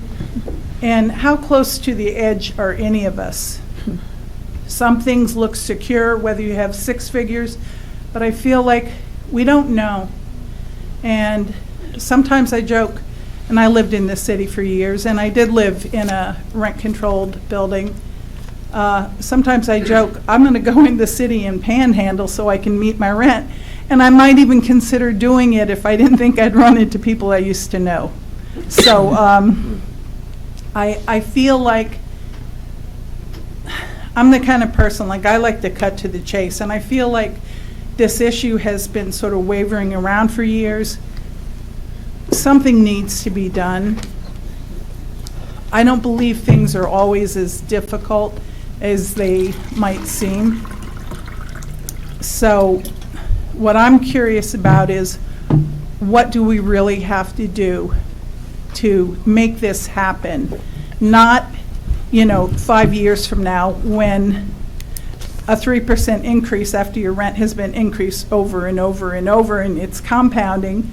What really can be done so we can take care of it? And that's, I guess I'm like a no games approach. I just want to know what we can do to make this happen. Thank you so much. Thank you. Hello, my name is Alain Fayeux. Just pop the mic a little bit. Sorry, thank you. Hello, my name is Alain Fayeux. I'm a pretty well-known landscape contractor. 33 years in Montclair. I love this town. I beautified it everywhere. I landscaped the post office. Yep. It's kind of going down now because the post office don't have any money, supposedly. So we stopped maintaining it after 3 years. But I raised two daughters over here. They are doing pretty well. They are fighters like I am. But I didn't realize I had to become such a fighter for myself. I live by myself. I was able to move into this decent building on Seymour Street next to that humongous construction site. I was able to see pretty far what's going on, in the neighborhood. But now I have that parking deck like right in my face, on an angle. Bad energy. But the thing is, I wanted to say is that I negotiated my rent when I came in. They asked for $1,100 for 1 bedroom, and I said, "Can I do 50 less?" Yes, I did. It was accepted. My rent has gone 62% since. It's killing me. Most of the money that I make, what it is to have your own little business. I used to have 14 guys working for me, but I'm not anymore. I work a lot of time by myself, and I still do amazing things around town, in Glenridge as well. So I was taken 4 times to court because I can't make it. I fixed my apartment myself because they didn't do anything there. I fought for the rats to leave the place. One night I counted 23 rats. Oh my. One was by my foot ready to bite me. I was just like absolutely amazed. So it went on and on and on. And that if you go on the hill from Seymour Street into the parking lot of the North Fullerton, the South Fullerton over there, you have to watch your step because it's got 2 gigantic holes because it used to be a hill for rats. We still don't know who it belongs to, that space there. I mean, we don't have any stairs there. Old people live in the building. I don't know how they stay there. There's a lady who has been there for 40 years. I'm wondering if they also jacked her rent 62%. But maybe she has got more rights. Maybe she has got more people look up to her, but the point is, it's becoming. I don't know what I'm going to do with my life. I'm turning 65 next spring. I'm a good man. I do a lot of charity work. I try to support our tenant organization over here. And thank you so much for what you said. I could have never spoken like you did. You're a blessing to us. Congratulations. And this lady here, she fights for all of us renters. And I'm trying to put like a little seed in your heart, people. I respect so much for what you do. Just look into our situation seriously. We need rent control now. Not in 5 years from now, 10 years from now, because I'll be gone. And Montclair has an aura. Who wants to live without that aura? I'm part of it. I created it. I mean, magnificence all over the place. There's not a single street There's not a single street I haven't worked on, and yet I run the risk of being kicked out. Because, yeah, in the last 3 years, the rent went up 9%, right? But from 1,050 to like 1,700, plus I have to pay parking. And I'm never lucky. Every month I get a ticket because the wind blew the perfume thing that hangs next, that competes for the looks, in my windshield. And I get a ticket for that. And now the other day I get another one because I just couldn't make it to the town hall here to buy my ticket. Now it's $70. I mean, it's like, we're hurting, people. We're hurting. So something needs to be done. And I appreciate your attention and letting us all speak for ourselves. I wish we could be more over here. A lot of people are shy to speak or have obligations, or maybe on their second job to try to pay their rent. So thank you so very much. Thank you. Thank you. But just for the next speaker, Mr. Stafford, I wonder if we could get code enforcement to look at the situation that the gentleman spoke about the holes with the rodents. That's beyond the pit. So if you could, I'm aware of that spot. I know the ownership. I know who owns it, which is 5 Roosevelt. and you're aware, You're aware of the situation because it comes from Seymour Street up until our parking lot, Mhm. Plymouth, and people are cutting through. So we've been working on a solution there. but I'm talking about the rodent situation. Oh, the roads, I don't know of that. Code enforcement. So, Mr. Scamber, Mr. We'll handle it. Thank you, sir. Thank you. The Roosevelt rats. Hi, I'm Evelyn Leonard. I also live at 41 North Fullerton. And I just want to add a little bit to what everyone has said so eloquently and intelligently. I moved to Montclair about 3 years ago from the city. I was a homeowner most of my life, and I decided it was time for me to be a renter. I like Montclair. It's diverse, it's vibrant, and you know the story of what happened to our building a year ago. And one of the things I've been thinking about is renters and homeowners shouldn't be different kinds of people. Everyone needs a home, everyone needs security in their home. And when you buy a house, you have a mortgage, you know what you pay every month. As a renter now, we don't have that same security. And rent control would really give people the knowledge of how far the rent can go up. I just want to say, so that's one thing. The other thing is a fast forward. Okay, so the town really helped us last year. We got the rent increase down. It was still a lot of money, but it was down. Now we're getting more rent increases. There are about 70 apartments in our buildings. Right now there are 7 vacant apartments, and we know a lot of other people who are moving out. So one of the things that's happening at the other end of the rent increase is that people are leaving their homes. People who have been happy in Montclair, who've added to the community, are being forced to leave. And now we have vacant apartments. People are going to come in, they're going to leave. Because what you see is when the rents keep going up, people aren't staying.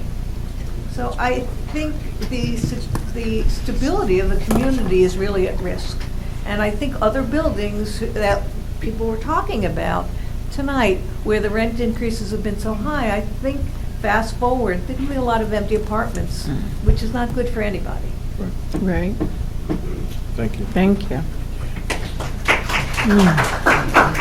Deirdre Malloy, also the chairperson of the Landlord-Tenant Committee. I'm going to be very brief. With regard to 50 Greenwood Avenue, if for whatever reason Mr. Morgan is not able to help remediate that situation, I have direct contacts at HUD who will come and support that.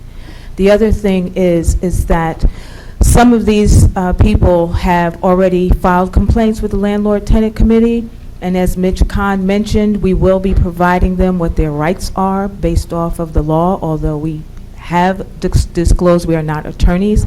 They will be getting the facts. They will be understanding how they can hopefully negotiate with their landlords. The expectation is that the landlords will come as well. They've been notified, so that some type of mediation will occur at the table.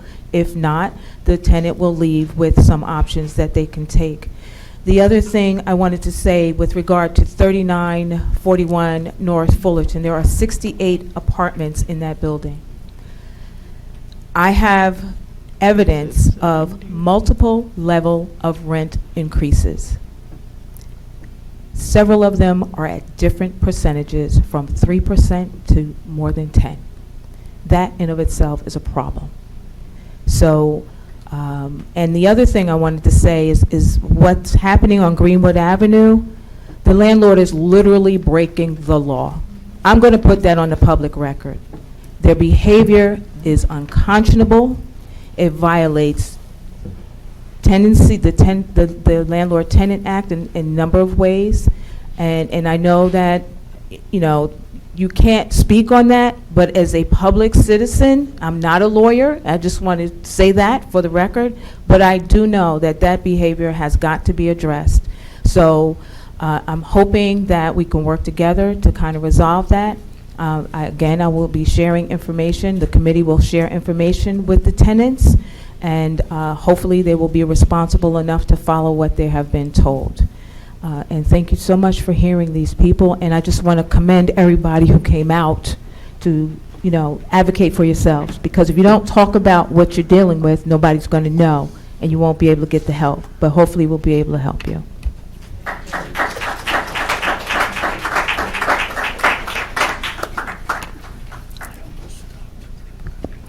Hi, my name is Reverend Safia Oni Brown. I have been in Montclair for over 40 years.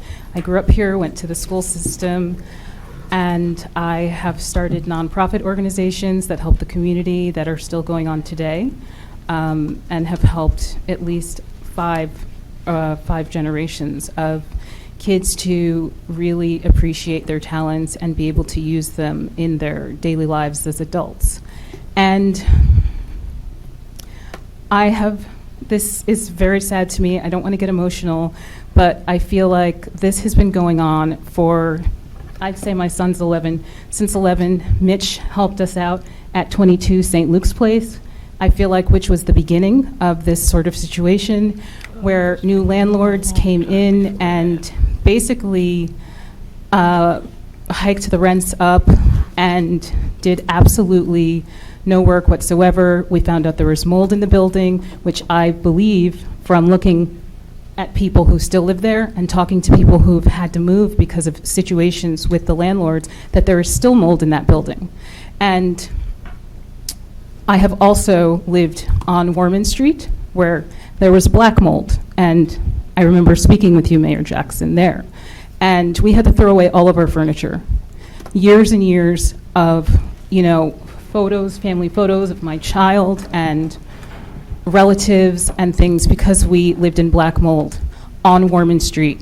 And again, the rent continued to be hiked up on a street where we no longer live there, but I still see children with swollen faces walking through the streets. And I know the look because I had to live in mold at 22 St. Luke's and then at 43 Warman Street. And despite all of these health concerns that are going on in town for people who aren't just longtime Montclair residents, but who are people who help others in the community, who are part of that diversity, not just with race or anything like that, but in terms of being a neighbor to everyone, no matter how old they are, or where they come from, or if there are new residents or not. We are people who walk around and we help others. And we are the unity in Montclair, and we are the sense of community in Montclair. Now, Montclair seems to only care about this transient population of millennials who are coming in. Perhaps it seems to me that they're drawn in because they feel like this is the nightlife. They'll be able to go to bars and eat at restaurants. And I hear them when I go around town and talk to a lot of the business owners. And they'll say to me, after these millennials leave, they'll say, you know, they're not very nice to me. And they'll say, oh, well, you know, and now they're leaving, they're going to Hoboken. So this population that doesn't care about community, they don't care about safe schools, safe streets for their children, they're only here to make money and have fun and get drunk. And that is making it a very dangerous place for people like us. Montclair has always had an issue with the safety in crosswalks and things like that. We know, and we've dealt with it over the years. But now it seems to be even worse because that sense of community is also dwindling because of this transient population. People don't look up and say, "Hey, how you doing?" anymore. They don't look you in the face and go, "Hey, I know you. You've been in Montclair for the last 10, 15, 20 years." In fact, there are a number of you who I know by face and have seen around town, and that is the township of Montclair. That is the energy, the vibe, the aura that you spoke of, and that's why we're still here. That's why we care, and that's why Montclair is amazing. And these rent hikes and ability for landlords to take advantage of their tenants and do whatever they want to, despite safety hazards and issues, is really eroding the town tremendously. And that's all I want to say. I want to put that on record, put that on note. And, we're going to continue to fight and do what we need to do to help not only ourselves and our families, but others and the coming generations. Because Montclair is really, truly, becoming a very pale existence in terms of the, diverse and beautiful place that it was. We all, we can go on and talk about the artists that left 15 years ago and all of that when this first started, but, we've got to do something. We've got to do something about this. We have to do better. So, thank you. Thank you.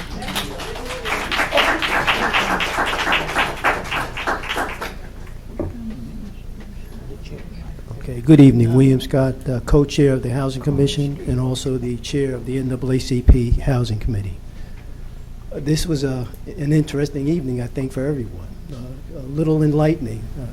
I know when we had the rent control forum earlier this year, there was a concern that the residents, from a renter standpoint, would not have any representation or any recognition of what's really going on in this town.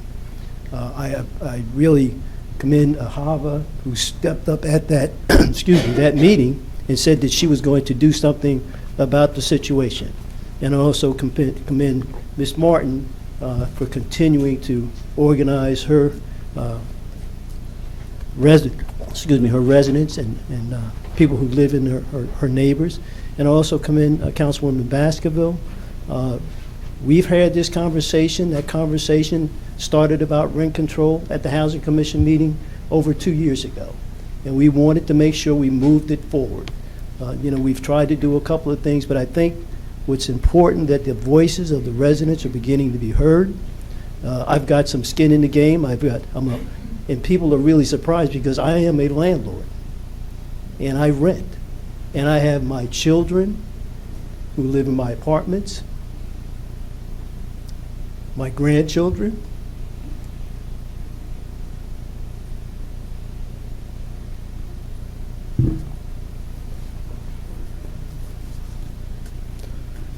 I've been a resident of this town for 70 years,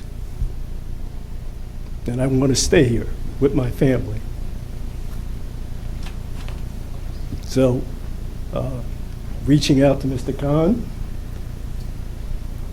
willing to work with the council to do something about Montclair is absolutely changing. Gentrification is out of control. The market rates are out of control. It may not have to take 10 years or 5 years. What you're going to see in the 2020 census is another uptick in the amount of residents from an African American and people of color that have been moved out of this township. Those numbers are going to be reflected. And this council has been vigilant in getting taxes and things like that, and the debt of the township down. But you want to have another check mark on your legacy that you did something about the renters of the township of Montclair that should not be forced out. Thank you.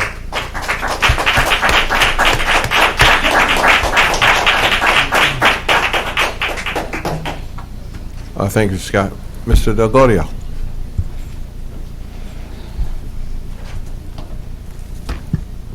Good evening, Frank Delgadio, the municipal liaison from Essex County. So I'm going to change the tone a little bit just to give an update. There's another major paving project that's going to affect part of the township. Bradford Avenue is going to start milling, is going to start on Monday night. So it's going to be done from all the way from Grove and Cedar Grove to Upper Mountain at the traffic signal. That's a major intersection, and this is why the paving is done at night. I know that you get complaints because of the noise, but as you know, with Watchung Avenue, it went relatively quickly. But we find that at night, you don't have the school bus traffic, all of the traffic, you get the work done a lot quicker. I know it's late in the year, but this project is funded for this year, and it will start on Monday. That's November 4th. So other than that, I don't know if there's any questions, but just an update on it. Yes, sir. Thank you for being here. I have a question about the, I'm going to call it a retaining wall. I don't know what the proper word is, at the intersection of Elm Street and Orange Road by the brook there. That was knocked, a car or something ran into it, and it's been sitting there an eyesore now for quite some time with just the orange plastic things there. And so can you find out when we expect to have, a very lovely wall put back there and something to improve the aesthetics and get rid of all of that temporary stuff that's been there for a very long time? Absolutely. I'll Thank provide you. that information. Thank you very much. I appreciate it. You got it. Thanks. Thank you, sir. Any other public comment? Thank you all for your comments, and I must say, this is an editorial comment, how I'm personally impressed by the not only the substance of what was offered tonight with respect to the rent control issue, but also the sincerity and the poignancy with which people spoke. We appreciate, I certainly do, having grown up here most of my life as a renter, some of the challenges that go with it, and trying to stay in town. And I think that we do have landlords who really because they can get it, they charge it, and it's unconscionable. And we have to do something to make sure that we show support, and I think keep a very important segment of our population here. I'm a old timer myself, and certainly want to stay in town, and appreciate the fact that in order to do so, it's got to be some level of affordability has got to be there. So from my perspective, I'm not, I've not got full clarity, or I'm not, what's the fancy word, I guess, not as sanguine in terms of the actual mechanism and so forth. But I know others here and others have offered advice or suggestions. So I'm going to ask, and maybe because of her leadership on this issue all the time, I'm going to ask if maybe Dr. Baskerville and maybe some other committee folks on the council just to start having some conversations with Mitch and some of the other people about what some mechanisms might be, and then maybe eliciting some support of some other council members who might want to work with you on that. That's just my suggestion. I'm only No, one vote, thank but- you, Mr. Mayor. I appreciate that, and I've already been trying to participate, and Chairwoman Ahava Felicidad and I will try to figure out what that'll look like so that she's comfortable with my presence, and so that I feel welcome to meet with them. And I'd also like to have our attorney to work with us in some capacity. And I think that we should try to move forward sooner rather than later. And for me, it's just a matter of what those numbers look like. I mean, definitely in my mind, we definitely need to have rent control. And so, I'm very excited to be working with a group of people, and So like I said, I hope I'm welcome, and if not, then we'll find a way to work it out, because I know the NAACP Housing Commission welcomes me to work with them, and yeah, we're going to be working with people throughout the state, and our chairwoman, the landlord tenant, so we've already begun that work, and so. Councilors? You have to come back on the record, please. We are a group.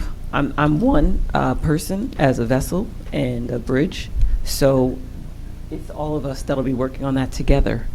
It's me and Tony and Brenda and Jal and Alan and Reverend Safia and Tammy and Carol and Dawn. It's all of us. Okay, so all of the leadership, and with Mitch. And so the reason that I said that is because when I went to the last meeting, all of the leadership was very welcoming. In fact, they gave me a T-shirt. They were excited that I was there.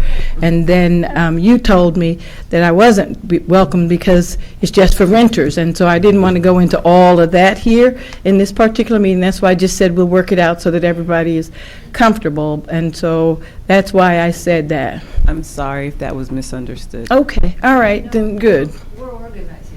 We're in the process of organizing. Okay. We're figuring it out. And that's why I didn't want to belabor it here. That's why I said we'll work it out.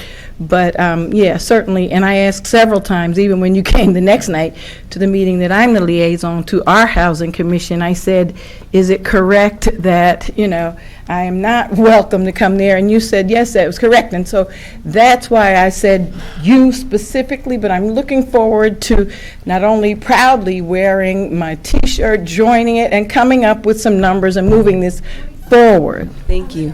Thank you. Have a good night. Absolutely. Absolutely. Now, I would like to just Actually, Councilor Spiller asked for it. Thank you, Mr. Mayor. Certainly, I want to note that in listening to a lot of the comments tonight, I think what is very frustrating, I won't speak for my colleagues, but I certainly will speak in appreciation, Mr. Mayor, with some of your efforts that you've helped with along the way. But I think one of the major issues that I've seen is that over the recent years, we have had a lot of one-off situations where we've had the opportunity to go in when we've heard of a abusive situation, whether it be mold, I heard examples of tonight, whether it be rents that are being raised out of control, and oftentimes, meet with landlords and say, this is obscene, and you need to change this behavior, and it has been effective, and that has been a good thing. But what we've seen is that for every one of those that has been captured, there's another 10, 15, 20, 30 that fall through. And quite frankly, I know the mayor stated specifically to many of the landlords, I know many of us have, we've said, your actions are putting this community in a place where we must act, where we must do something because you are out of control. And I think that is what we've really heard tonight in the stories that so many of you have shared. When people talk about rents that are increasing at that rate, no one's salary is increasing at that rate, right? No one is able to keep pace with the consequences that causes in terms of supporting families, supporting oneself, and staying here in Montclair. I think we are committed to certainly always trying to work things out with people. That's the Montclair way. But at some point also you have to say enough is enough. You have to say that you can't keep taking advantage of people, and something must be done. So this is one of those examples of where I think it is important that we engage in the conversation, see exactly what those options are that people are talking about, see what the right fit is for Montclair, and then we act on that, do it expeditiously, and make sure that we are protecting our residents and protecting the very fabric of what makes this community so special. So for me personally, I would say it has been frustrating to kind of watch the limited success that we've been able to have with our limited authorities and so many of our commissions and boards and even ourselves in terms of the conversations we've been able to have.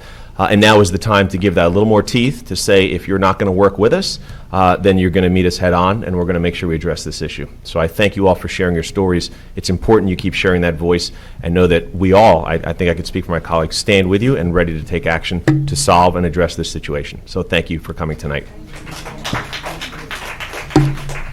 Yeah, I wanted to say, I encouraged you. I think I know some of you very much, many years, and I encouraged you to organize. One time when I was mayor here, I encouraged the employees to organize, and I then didn't win re-election.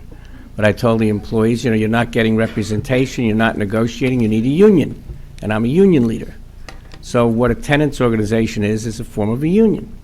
And you have to gather people together, like I think it was Joyce Goldman and I, everybody here knows Joyce Goldman. Joyce Goldman was a tenant leader at the apartments or the condos. It was the condos on 5 Roosevelt. And I was a leader at the condos at the Bel Air House, 530 Valley Road.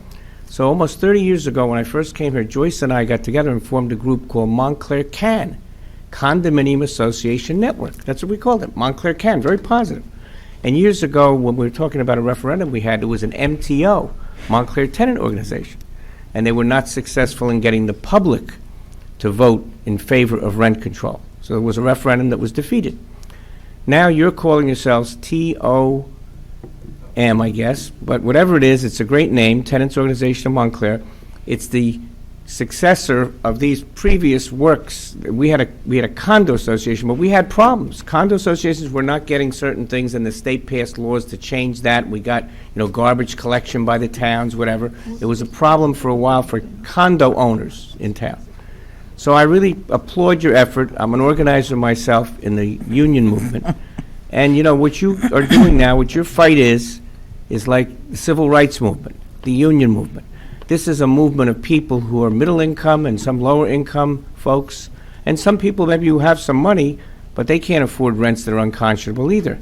So we want to see fairness, as Councilor Baskerville and Councilor Spiller said. And I'm with you on that, and I want to know what the dues are to join the Tenants Organization of Montclair to get a T-shirt. Okay? Thank you.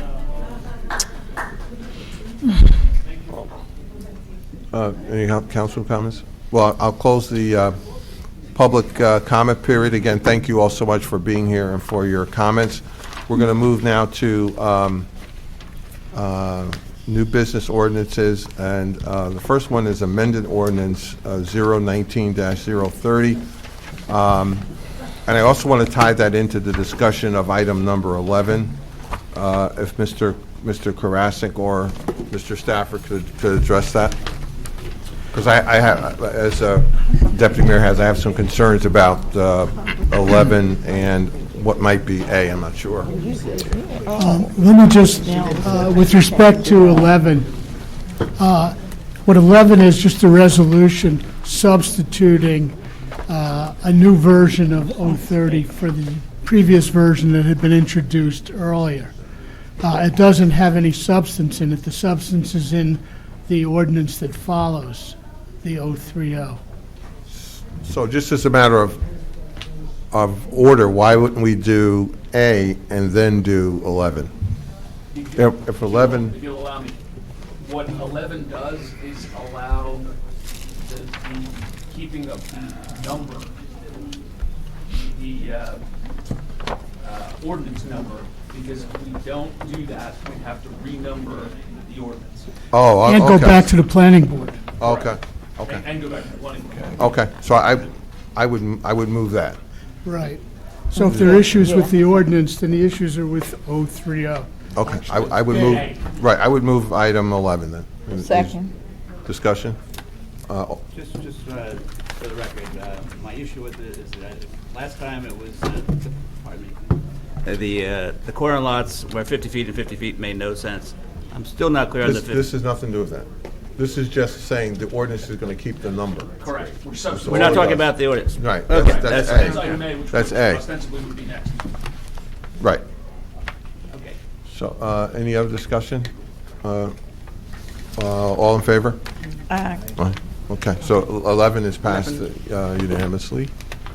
Okay, let's go to then A. Any takers?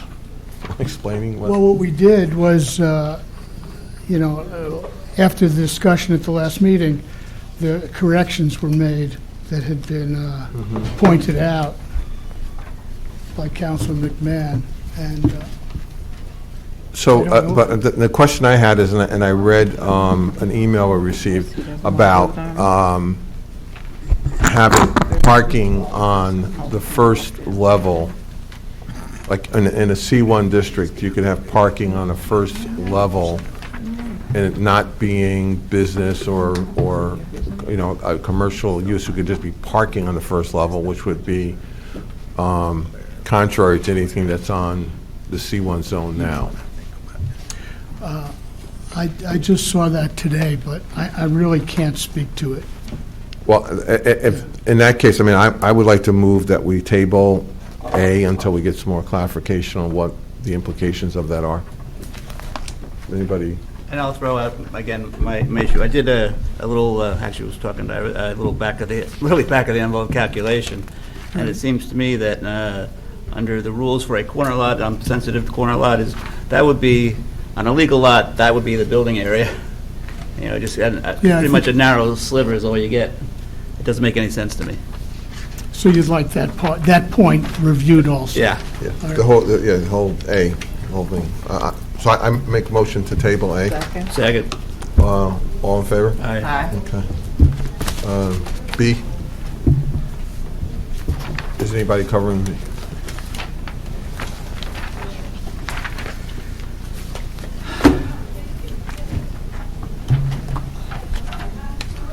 I mean, here's the bottom line. If you're not prepared to discuss it, then we'll do it on the next I'm conference sorry. meeting. I mean, No,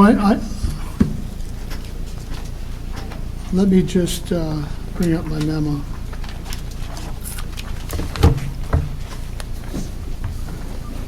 This B is the revised ordinance calling for demolition review of older buildings. There have been some substantial changes made based upon comments from all the boards.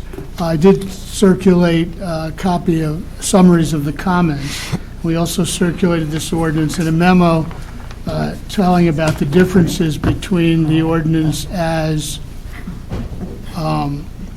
it was previously excuse me, introduced. Mr. Decordia, would you just open that door, please? The other one, the other side.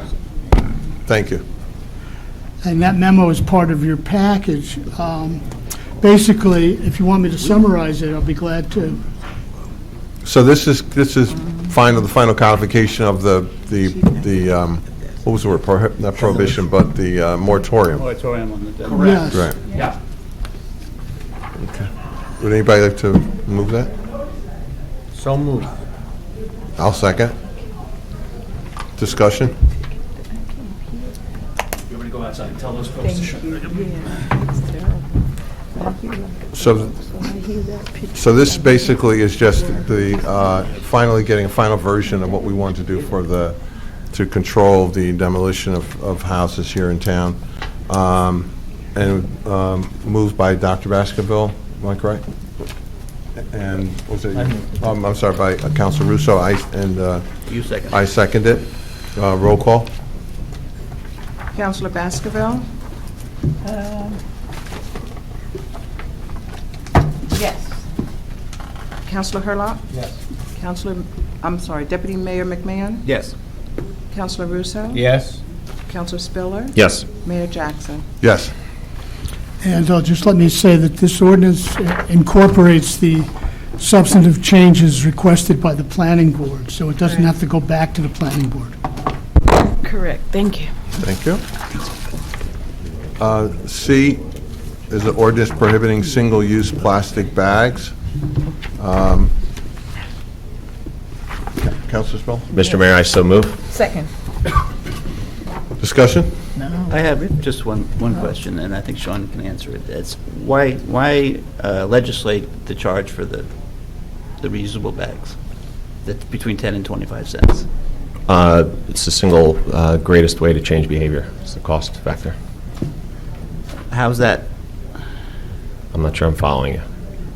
How was legislating the number between 10 cents and 25 cents, so you have a 15-cent thing?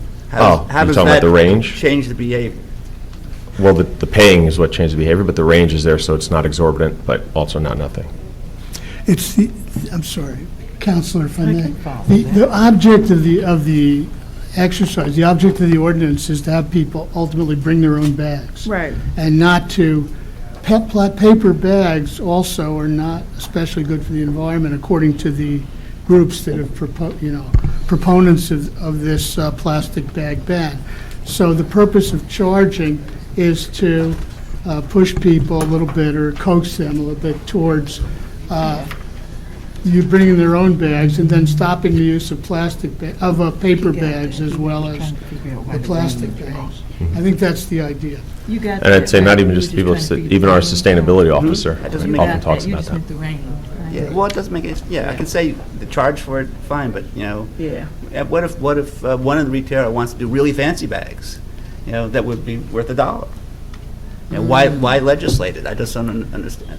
I understand what you're saying, Sean. It just, I think it's getting a little too deep into the weeds, but that's my. There was heat, and I seconded it. Yeah, my only question was, did we have all the input from all these people who came, you know, a couple of months ago? Well, this is not, Councilor Spiller, you wanted to, this is not dealing, this Yep. is just. Thank you, Mr. Mayor. As I think we've stated a few times, this is completely not relating to those groups. This is about a totally different group, which is very large entities. Mr. Scantlebury, I think I thanked you last time, Mr. Stafford as well.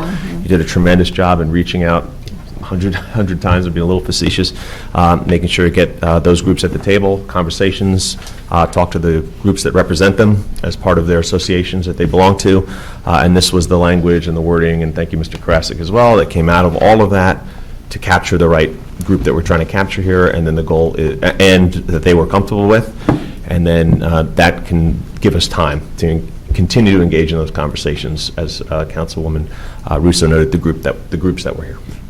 So, if I may, Councilor Spiller, again, thanks to all you guys for the great work, but this is for the big boys in town who actually want to do it. They're pushing us to do it. Yeah. So, yes, their big concern was before the holidays, correct. Get it in place. That was their big ask. Correct. And that, Mr. Mayor, if I could, and Councilman Spiller, thank you for that clarification. That's very helpful and important. I know you met with the UMBA leadership as well, and I'm grateful for that as well. And thank you for your leadership on this issue. Thank you. Roll call. Councilor Baskerville? Yes. Councilor Hurlock? Yes. Deputy Mayor McMahon? I do appreciate the changes, and with the changes, with that little caveat, I will vote yes. Councilor Russo? Yes.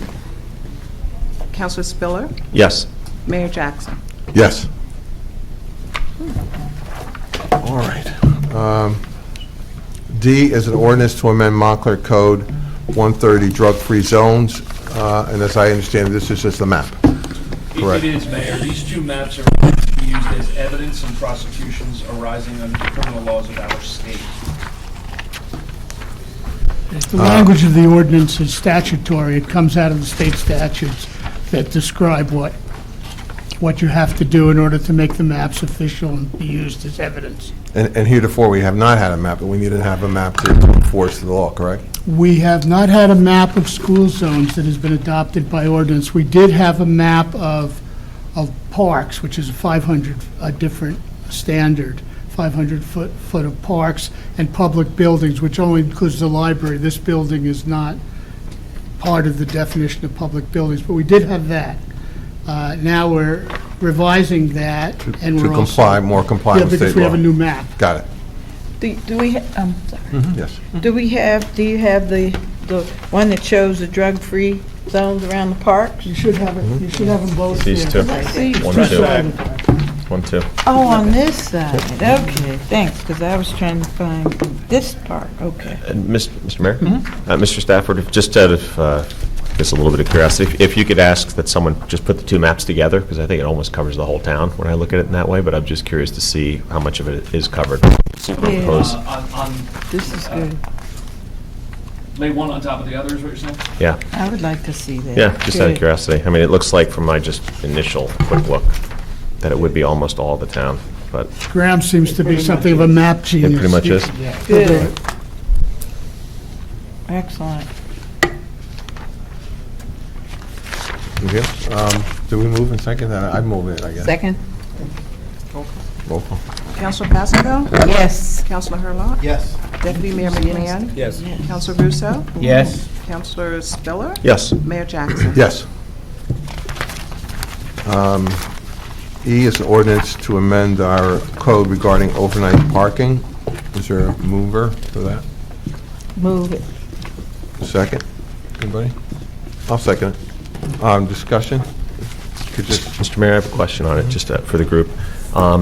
do we want to, and maybe to the attorney if it would be substantive as well, as we discuss this, like, is there a period, like it's the second offense within a year or 6 months or some time period? I mean, it doesn't clarify that here. So let's say I got an overnight ticket 10 years ago and I get the next one 10 years later. Does that count as a second offense? You know, That's just a as good point. just as a note that if we're, you know, as we're discussing this, do we want to set a range of within a year or within a whatever we all think is reasonable? That's a good point. We could do that. I mean, I didn't put it in, but it certainly is something that the council could add to it if they believe that there should be a shortened period. I thought that might actually be logistically difficult, but, you know, it can be done. I don't know, what do people think is a reasonable time? And I thought also, we're also going to get some information on the frequency of this recurring, which I didn't see. They sent it out. He sent it out. She Okay. sent it, yeah. I could have missed it. Well, certainly not lifetime. I think a year makes sense. That's a good I mean, point. a year makes sense because that would be I think a year a- is sensible. You know, that would show a repeat violator in the neighborhood as opposed to a guy, okay, you know, it happened 3 years ago, you know. Right, so basically your first offense expires after a year? Is that- Yes. So the way, Yeah. Okay. yeah.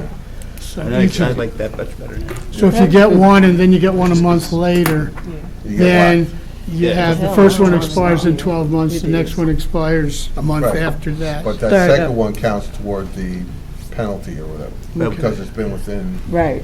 the year. I think we Yeah. always have to keep in mind Does that, also the number of do people. we have to do the whole thing again then? No, Or I could think we what just you add could do that is- within a year We're period? just introducing, so it could be anything. I Yeah. like You that. could year make the period. amendment, Just- make the amendment orally, and then we'll fix it tomorrow, Okay. tomorrow, so. So what should it say, Mr. Attorney? As I understand it, Within a year. this is going to be amended to state that the second, that the first, the second, see, the first offense expires at the end of 1 year, so that each offense only stays on the books for a year. And if at any time there's one on the books and you get a second one, then you get penalized for a second offense. And if there happen to be two on the books and you get a third one, then you get penalized for that. Yes. And it will be written to reflect that. Is that a year from the first infraction or with Well, from each infraction. For each one? Yeah. Right. calendar year? I think we also have to keep in mind the number of people that actually own houses that don't have driveways, and all these renters, many of whom, you know, wind up parking on the street and get stuck out there. You know, they'll be here on the second reading, I imagine, complaining about the cost. You know, what happens if you know, it's a bad week, and for example, you're sick, you can't move your car, you're there 3 nights, you know, Well, you hit all 3 the things. I'm reality just, is you go before Judge Angelo and Yeah. I'm just throwing it out there, Yeah. stuff to Mr. Mayor, consider. just as a note too, this does not exclude, and we already have, people can purchase overnight parking permits. Right, $5. But didn't we have a limit on that too? How many, within a year? Or did we ever, I know we talked about it, we never We did not. voted on that? No. Okay, Never did. I'm glad to find out that we didn't. Because my whole thing is that if we're going to, you know, have these laws, then we should try to make sure that they're upheld. And if we decide that we need to go in another direction, then we need to have that conversation. But just to have them and people, you know, just constantly not respecting them, to me, is not a good thing. And so I was trying to figure out how we can stop that behavior. But, I mean, I'm not opposed to another conversation at another time, but I don't think that would be this one. This one, I think, is similar to trying to, you know, change the behavior for people that just repeatedly offend and may or may not have a parking thing and just may or may not want to go get a parking ticket. It seems to me that I'm getting more complaints now in some of the areas that are within Ward 4 about people that can't get their streets cleaned, or garbage, sanitation trucks that can't get down because people are parking. And so I was just trying to find some way to address that now. But Deputy Mayor, I'm not opposed to having the conversation that you raised. Deputy Mayor.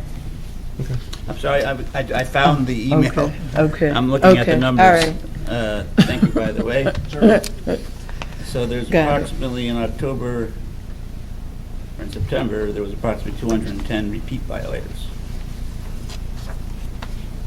out of 1,400 overnight violations, so.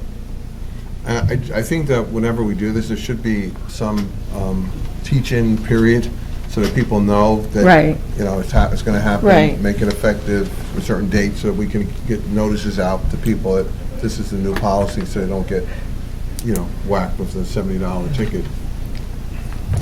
Mayor, I think maybe a suggestion, there's a way to do that is through the administrative process, there might be a way on any first issue tickets. It's noted clearly on there, because I can't think of a better way to communicate it than on the initial, which is the actual one. regular normal Right. fee. Right. But it's clearly But I'm noted also there. thinking like on our social. TV media. 34, gotcha. and Just then wanted to they make can sure I send captured the out ones the that- Mets Yeah, and the exactly. different thing like that, yeah. Yeah. Yeah. Okay, roll call? Councilor Baskerville? Yes. Councilor Hurlock? Yes. Deputy Mayor McMahon? Yeah. Councilor Russo? Yes. Councilor Spiller? Yes. Mayor Jackson? Yes. And then we could administratively deal with the issue of educating people Yes, yes. prior to ticket. F is an ordinance to amend Montclair Code, Article 10, private and quasi-public functions, police department rates. I move. Second. Discussion? Mr. Stafford, just, Yeah, Mr. Mayor. Explain it. Yeah. Sure, I'll be happy to. This ordinance would set an administrative fee and a fee for the use of police vehicles for persons or organizations requesting the service of a member of the Township's Police Department provided for in Chapter 1 of our code. When either a utility or a private party requests a police officer for, let's say, a street closure, we send the police officer with a township vehicle that incurs costs. This covers those costs. Go ahead. Mr. Manager, as that relates to the number 15, previously, that talks about the agreement of the extra duty solutions. So are the two tied together in that, the police themselves aren't determining whether it's this other entity that does it, or do they do that now, or how do the two intersect? The police department determines whether or not an officer is needed. Extra Duty Solutions schedules the police officer to be there. It used to be, before we contracted with this vendor, that we had almost 2 police officers full-time handling the scheduling of officers that were necessary for outside details. That's an incredible way, it's an incredible use of public resources and tax money, right? So what we did was we beat the bushes and found this vendor who had recently come online to provide this service. We spoke with other municipalities who had just recently contracted with them, and they extolled their virtues, so we put them to work in this town, and it has been wonderful. And the 2 or 2+, depending on the volume of work, law enforcement officers who were otherwise doing clerical and administrative work are now doing police work. Okay, That's great. Thank you. Terrific. Thank you. Of course. roll call? Councilor Baskerville? Councilor Baskerville? Yes, ma'am, I heard you. I'm Oh, I sorry, didn't I was hear just you. rereading Oh, a piece here to make sure that I'm Okay. understanding it, and I think I'm good. Thank you. Yes. Councilor Hurlock? Yes. Deputy Mayor McMahon? Yes. Councilor Russo? Great example of efficiency, public administration manager. Thank you. Yes, Councilor Spiller? Yes. Mayor Jackson? Yes. I'll use it in my class next semester. G is ordinance amending Montclair Code, Chapter 327, parking prohibited at all times. Where's this? Yeah. I can speak to this. Yeah, I'll move it, and somebody second. Certainly, sorry. The Township Code currently prohibits parking on the entire length of the west side of Bay Street. There are, though, contradictory provisions in the code that appear to allow parking on portions of the west side of Bay Street. They don't really, however, it's confusing, they're contradictory. Our fire department and police department continue to recommend that parking be prohibited on the entire length of Bay Street's west side so as to allow the safe passage of emergency vehicles on that street. This ordinance cleans that up. Thank you. A lot of our work is cleanup, isn't it? Councilor Basco? There's no change. Did we? Councilor Yes. Baskerville? Yes. Councilor Hurlock? Yes. Deputy Mayor McMahon? Yes. Councilor Russo? Yes. Councilor Spiller? Yes. Mayor Jackson? Yes. Council comments? Well, let me ask Mr. Karasik anything? Mrs. Gilbert? Nothing, Mayor. Madam Clerk?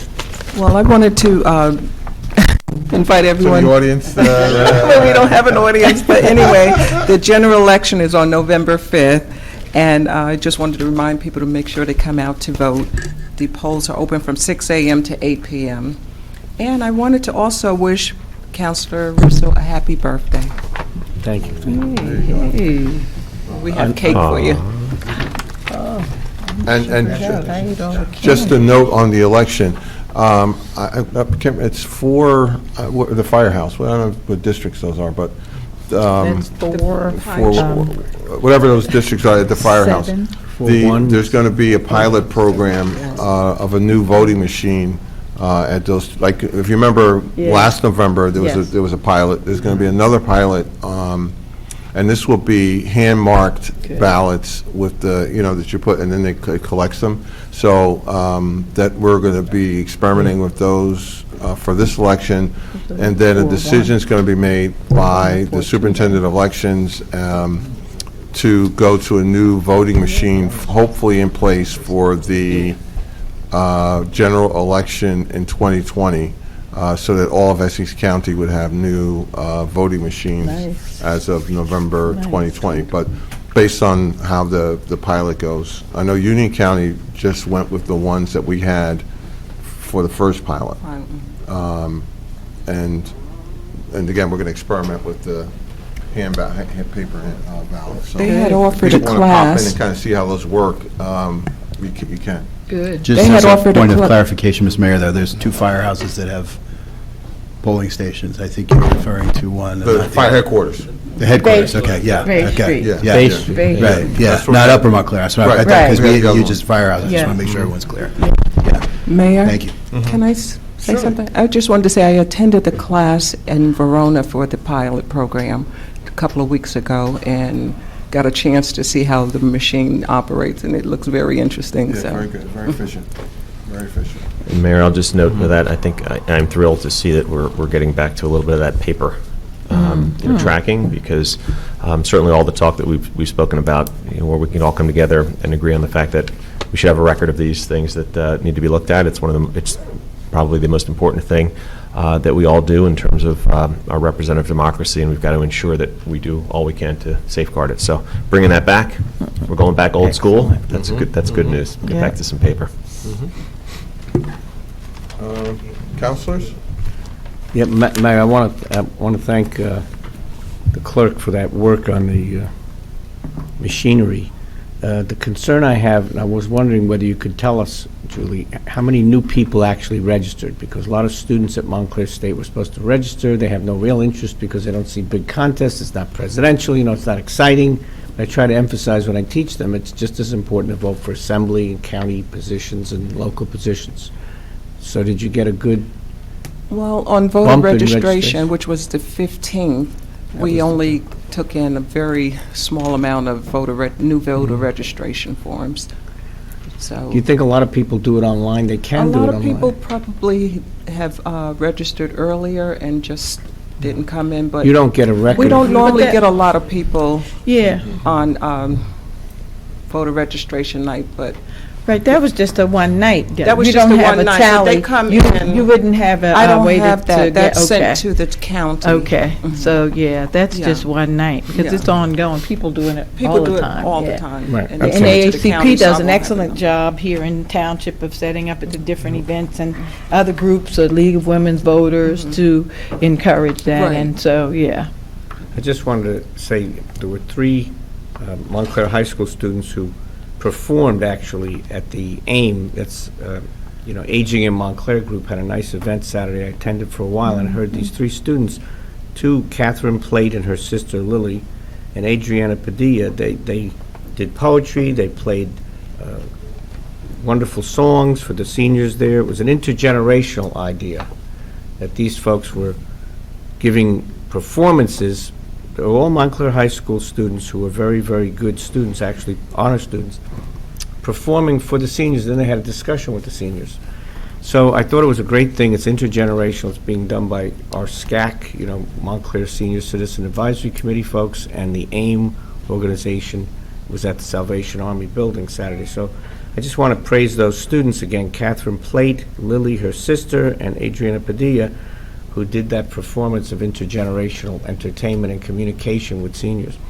And the last thing I wanted to say was, I'm giving my class at Montclair State in American Political Parties, and today I emphasized, we had a class today, how President Eisenhower was really, up to that point, we're doing a historical review. We went through Teddy Roosevelt, Franklin Roosevelt, up to President Eisenhower. Most of the students don't know anything about Ike, and I emphasized how important Eisenhower's administration was, that one of the things he did was he avoided any war using the nuclear weapons that we had. And he was a president who was confronted with a lot of recommendations that he use limited nuclear weapons and have some confrontations with Russia and other countries, and maybe he could have solved the Korean War, by dropping a bomb.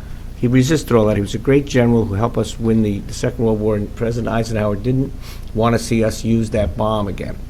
And he also developed the plan for the highway system. I didn't realize in the book that we're reading that his brother was very much against it. His brother, I think, was Milton. But one of his brothers said, that's socialism. Well, he said, we're going to just have to do it because we've got to build these highways. So the whole interstate highway system was put together through President Eisenhower's efforts. And then the Little Rock intervention to integrate the schools in Little Rock in 1957 was President Eisenhower's effort as a general, to send troops in. He was a general, but he was a very great, great man. And our students are learning. I try to teach them neither party has an inherent, better than the other party. No party is supreme, and that the Democrats and Republicans and the independent candidates we've had. Teddy Roosevelt ran as a progressive independent candidate once. But that President Eisenhower is a transcendent president. That the 50s were a great period of time for development of this country with the highway system, with the space program beginning.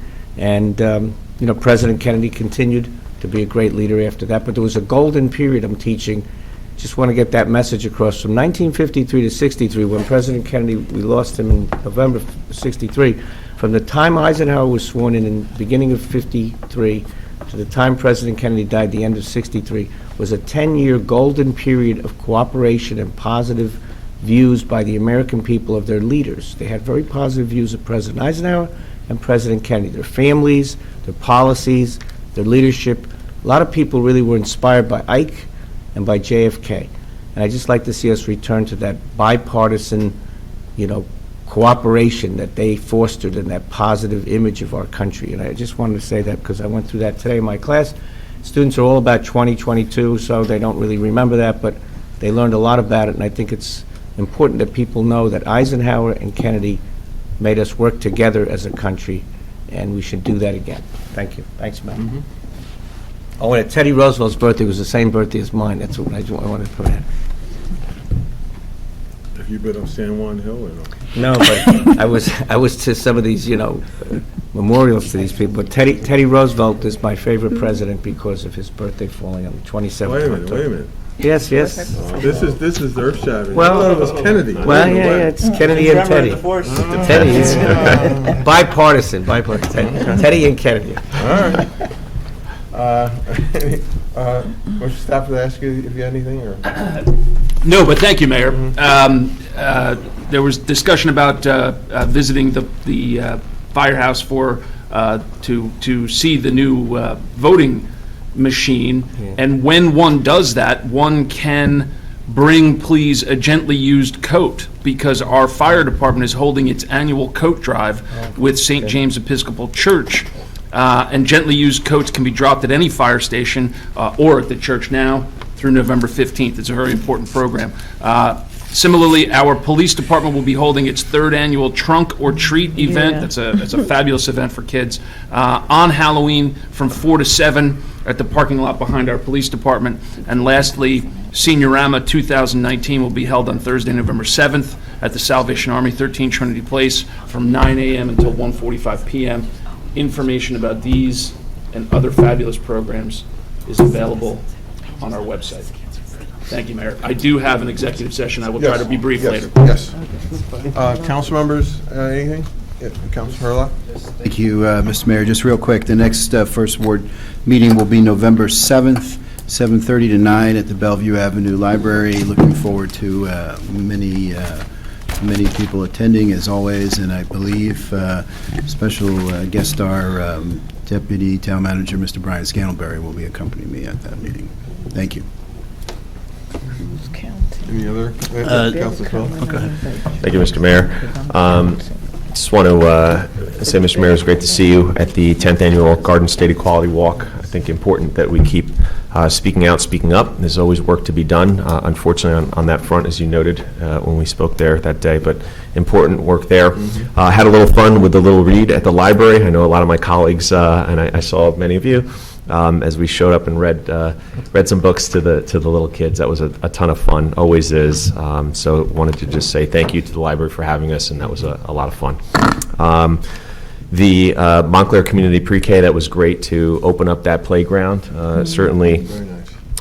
you see all the families and kids out there having so much fun, and I think it's something that is going to be a great part of the community, certainly for the school to use, but then after hours, opened up to the community. So if you've got a little one at home, definitely make sure you head on over again after school hours, and it's a great new playground for everyone to enjoy. So I know that I had a ton of fun, and my little guy as well. So along that theme, and I guess a lot of them kind of fit in that same mold with the new little guy at home, I just want to say happy Halloween as well. Was kind of hoping for some dry weather. Hopefully that's the case.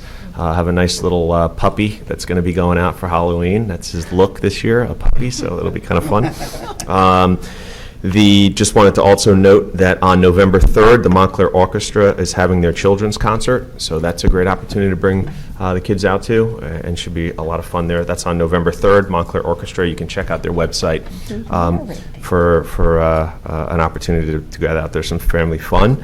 On November 7th, I believe MCDC is having their 50th year celebration and fundraiser, so if anyone wants to go to their website and offer support, it's a great opportunity to again, support entities that support our young children in town. And on November 9th, the Vanguard Theater Gala is at the Montclair Art Museum, and you can find more information on their website. That's on November 9th, the Vanguard Theater Gala. So just some great events going on in town, as always, and I know I'll see many of you there. So thank you, Mr. Mayor. Thank you. Councilor West?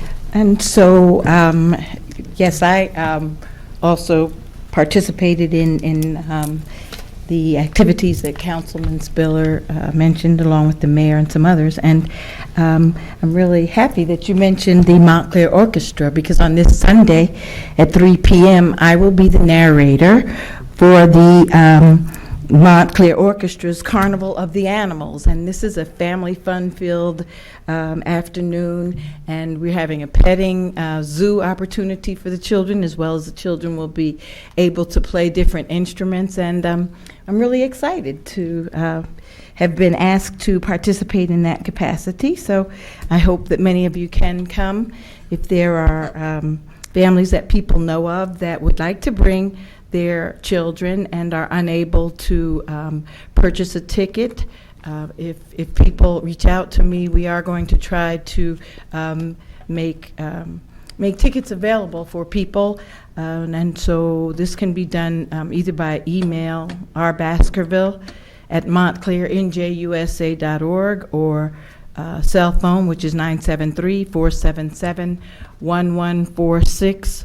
Of course, there's not unlimited tickets, but we would like to try to accommodate as many young people in town that may not be able to get the tickets. And so, yeah, come on out if you're interested. And it's Central Presbyterian Church? Central Presbyterian Church, and it's at 3 o'clock in the afternoon on this coming Sunday. And if, I was saying it's free for third graders, right? It's free for third Yes. graders?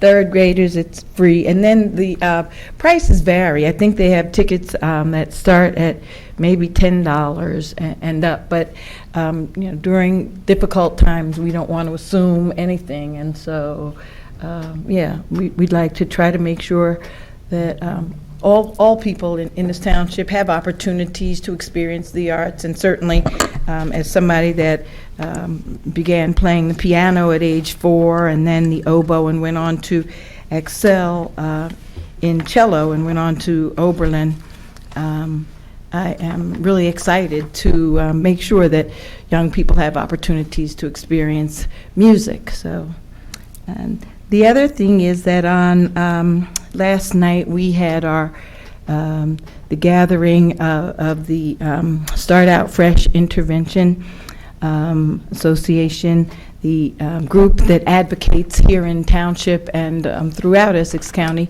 against domestic violence, had the vigil where we just remembered people that have passed on, people that were brutally murdered, and people that their lives were lost because of domestic violence. And it was a very great turnout. Every year it seems as though more and more people are coming out and not only sharing stories, but just wanting to be with other advocates and uplift the families that have experienced adversity related to domestic violence. So I'd like to thank Sophia, the founder, and chairperson Cynthia Walker for her relentless efforts in this department. And I'd like to encourage all of us to, to continue to be vigilant and to reach out to people and be kind. You never know what somebody else is going through. A lot of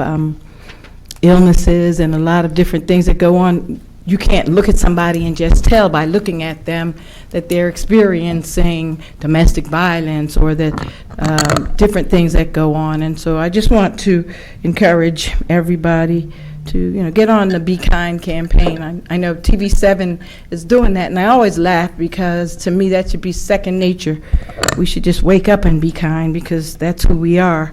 But I guess you can't always assume that, so I want to encourage everybody to just be kind and support the organizations that are out here that are uplifting others and supporting others, and know that we are our brother and sisters' keepers. And that's it. Thank you. Just very briefly, I'd like to thank all who came out for the Duck Derby. It was a beautiful day in Edgemont Park. There was a great turnout. Great food vendors. Did you ever get the brisket? It was really good. Oh, yes, I did. It was very good. It was really good. And we had one thing very unique. There was a hot air balloon there that had ducks on it. What are the odds? Oh, yeah, that was nice. So each year it gets bigger and better. I think that was third or fourth. So stay tuned for next year. Otherwise, I'd just like to congratulate the Montclair High School girls and boys soccer teams. Yeah. Both of whom made the ECT finals. One who did better than the other in the last game, but they're both having great seasons. So God bless them. And I believe the Astros are up 2-1 in the fourth inning. Wow. Okay. Just want to, I know the mayor and I and Councilor Hurlock, Councilor Deputy Mayor McMahon attended the 100th anniversary of Lacardaire. It was a wonderful event. It was a mass and then it was a reception. But I wanted to just acknowledge the two people there. I met Christine and Norm James. The hall was renamed after the James family, James Hall, who's contributed so much to keep that wonderful school going. So I just wanted to acknowledge them. They're a good family that live on Inwood Avenue, who've been very generous to that school. And Lacardaire's to be commended for renaming the hall James Hall. Thank you. Thank you. I just want to read this card. I received a card. It says, Dear Mayor Jackson, I would like to thank the town of Montclair for the many benefits the town has shown my family and me. My husband, Anthony Rassiopi, was on the fire department for 25 years. He has passed away on February 27, 2019. He loved being a fireman. God bless Coralie Rassiopi. So I just wanted to read that to the council. It's very nice of her to write that note. Thank you for sharing. Also wanted to just say, we have so many, as you've heard tonight, so many great events and so many great things going on in town that unfortunately this doesn't get out for one reason or another. And there are great events that were talked about. We had an event at Anderson Park where probably 200 people or so, 150, 200 people gathered to help and support families who have lost children during the birth cycle. Counselor Baskerville and I attended that. They raised about $20,000 for that cause. We just see it, throughout town. The Duck Derby raising money for the ambulance, where people are doing great things. We had a hotel that. A Marriott Autograph Hotel that opened with about 700 people who attended, had a great time, and it's a great asset for our community. Again, you wouldn't know that it happened, but for whatever reason. But anyway, I just think there's so many good things going on in this community. It's a great town. We're not perfect, but boy, there's some really good stuff happening. So I just wanted to bring that out. And another thing that struck me too is going through. If you go to the stores now, you'll see products by companies that are headquartered here in Montclair. Here in town, yes. The Parm Crisp guy, the Joe's Tea, the Rayos brand. Yes, yes. And at the Parm Crisp, we had the ribbon cutting there. The guy mentioned that he was having people.